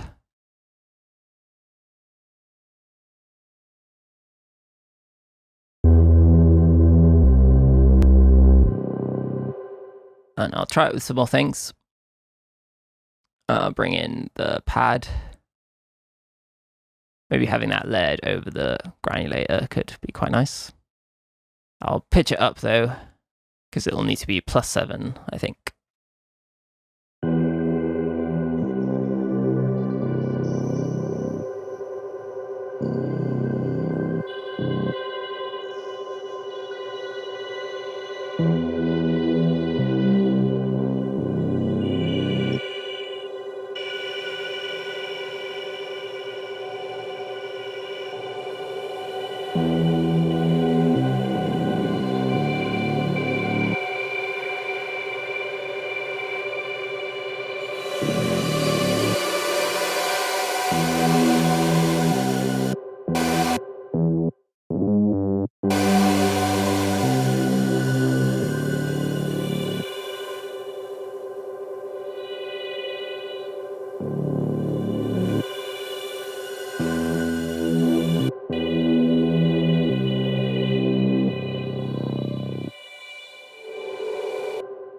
I'll try filtering that up a bit to lead into some kind of drop.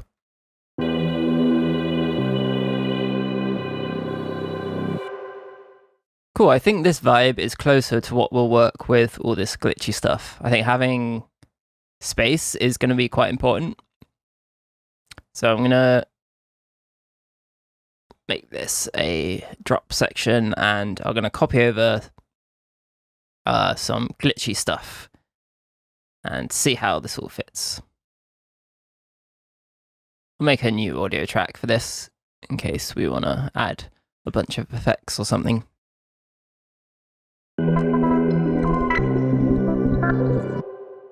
Yeah, I'll pitch that down 5.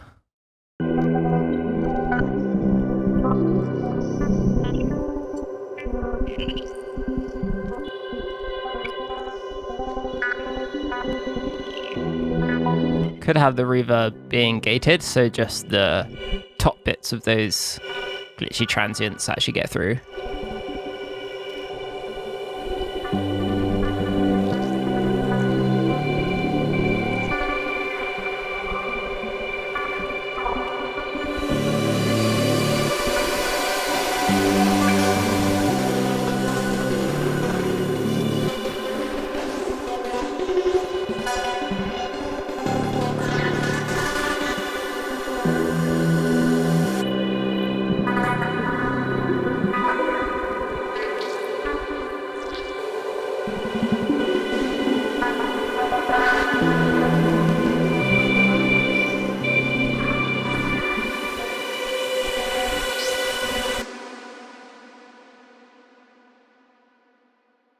I think those melodic glitches work quite well.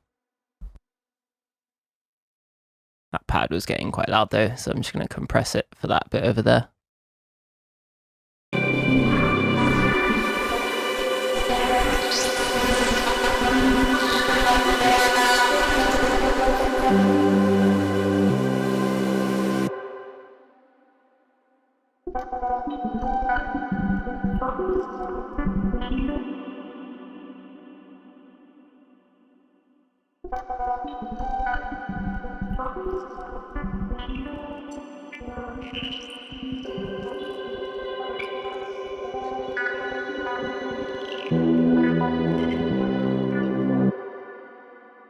I think that's all sounding alright, but it'd be nice to have more 16th note melodic parts, like some stuff that's quite fast and rhythmic. So I'll use this MIDI and try some stuff in an arpeggiator, maybe with an operator or something. Or maybe I'll try something new. Actually, something I don't think I've ever used is the tension. I think it's supposed to replicate string sounds like guitar and bass. So I'll maybe treat this similarly to how I did with the grain spec, and set it up so that it's modulating a bunch of stuff. And yeah, got to remember to transpose it up 7.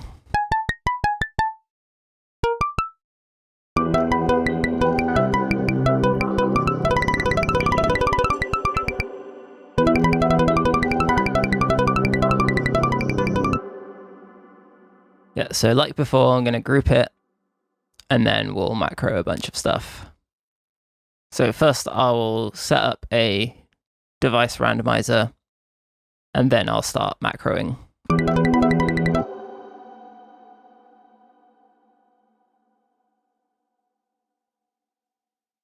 I'll set the random speed at 16th notes and turn down the smoothing. Sweet, so then we could literally just record and start assigning things as we go, and that way we can capture every interesting thing that comes up. All right, I'll set this area to loop and arm this so we can just start recording. Actually, I think it'd be better to have a wider range of notes, so I'm going to copy all the MIDI down an octave so it's spread over more octaves.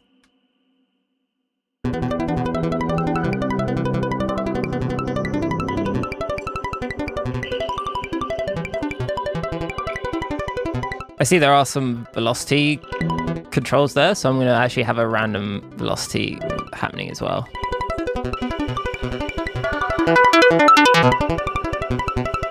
So I think turning these up will make the velocity affect whatever these things are. In-harm seems to be detuning it, so I'm going to turn that down. Definitely want decay automation.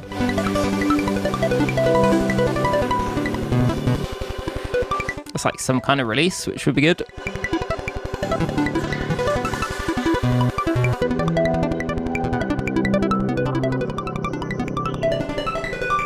It's like a reverb effect. Might as well macro that.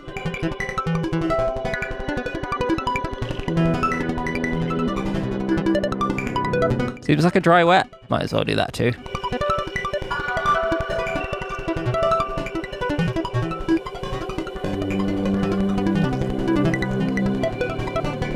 Yeah, some filtering, some rhythmic filtering would be nice.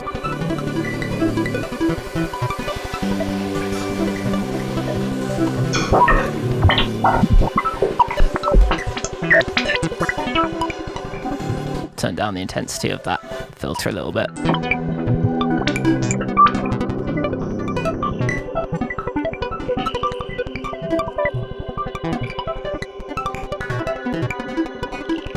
Maybe a bit of attack automation as well.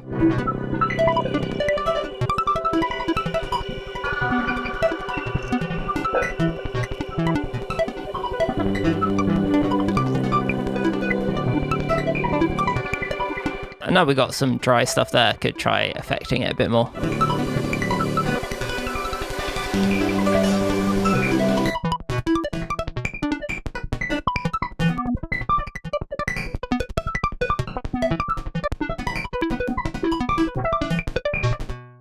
Almost kind of square pusher vibes. Yeah, so I think I'm going to keep that as a more dry recording and make another with some more effects and having a lot of fun with the Rift, so why not try a little bit more of that? Got to hit that random button a few more times, get that dopamine release.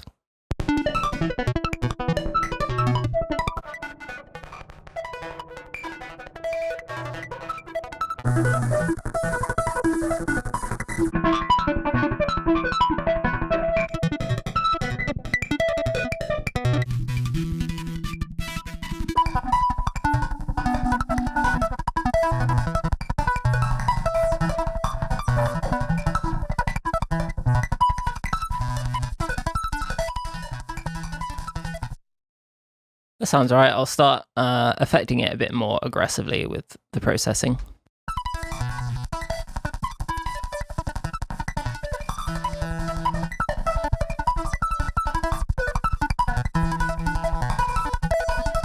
I'll try squashing the sound before the OTT, making it a really kind of slappy, limited sound.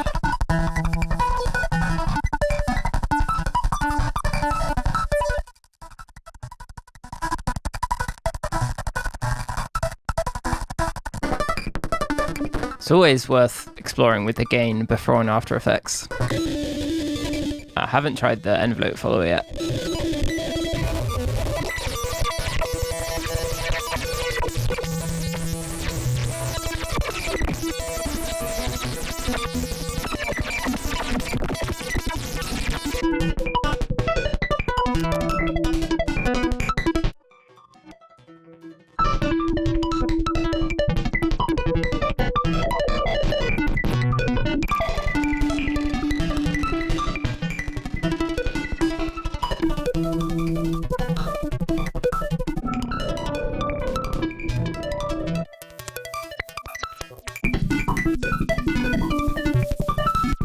Oh, I just had an idea. I think we could set up a new MIDI channel, use the same MIDI as the trigger, but we could send it to the Rift, because I know that you can send MIDI to that feedback thing. So we could have it feedbacking in tune with the MIDI. In the tension channel, I'm going to tell it to receive MIDI from that new MIDI channel. That way we can have the MIDI go to both the tension and the Rift at the same time.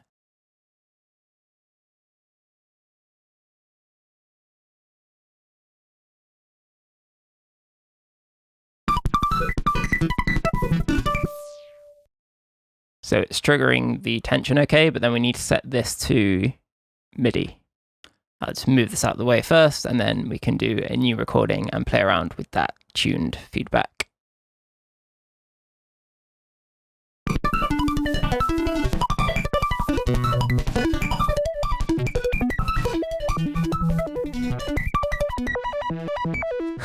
That sounds cool. I'm gonna start recording now.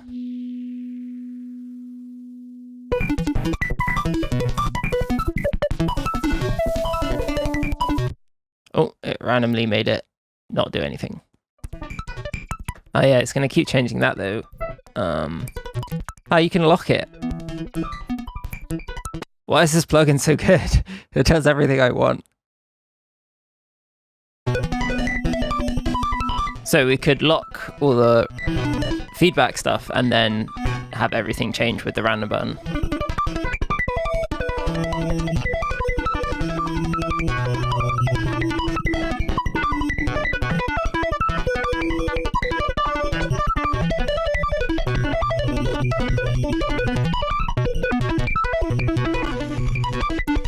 Oh yeah, that would be really useful for keeping the cutoff down, so the envelope can make it move the whole spectrum.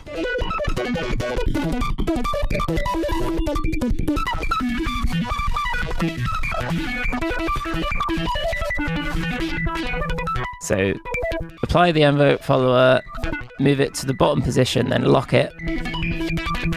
So then you can let the macro move it all the way up and down.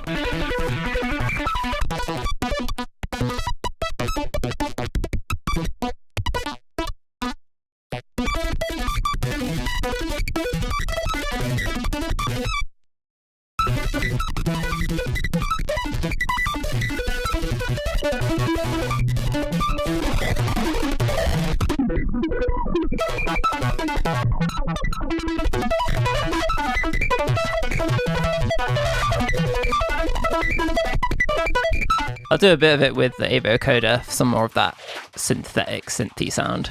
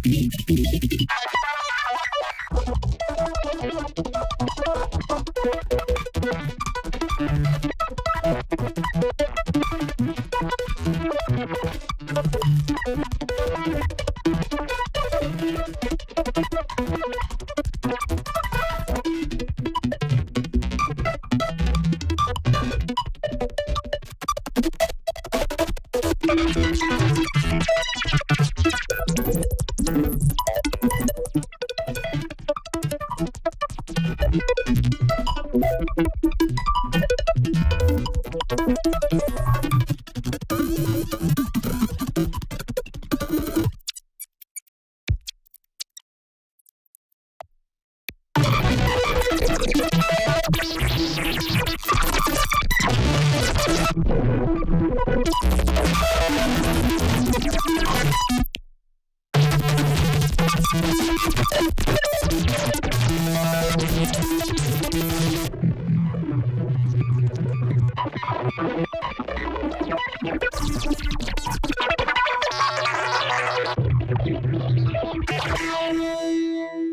plugin is way too much fun. I think we definitely have enough. There's a lot in this project now, and in terms of generating sounds and long samples, I think we can definitely call that a day and come back to this to properly arrange it all into a final piece. So check out part 2 real soon for all the arranging and processing of these parts. See you soon.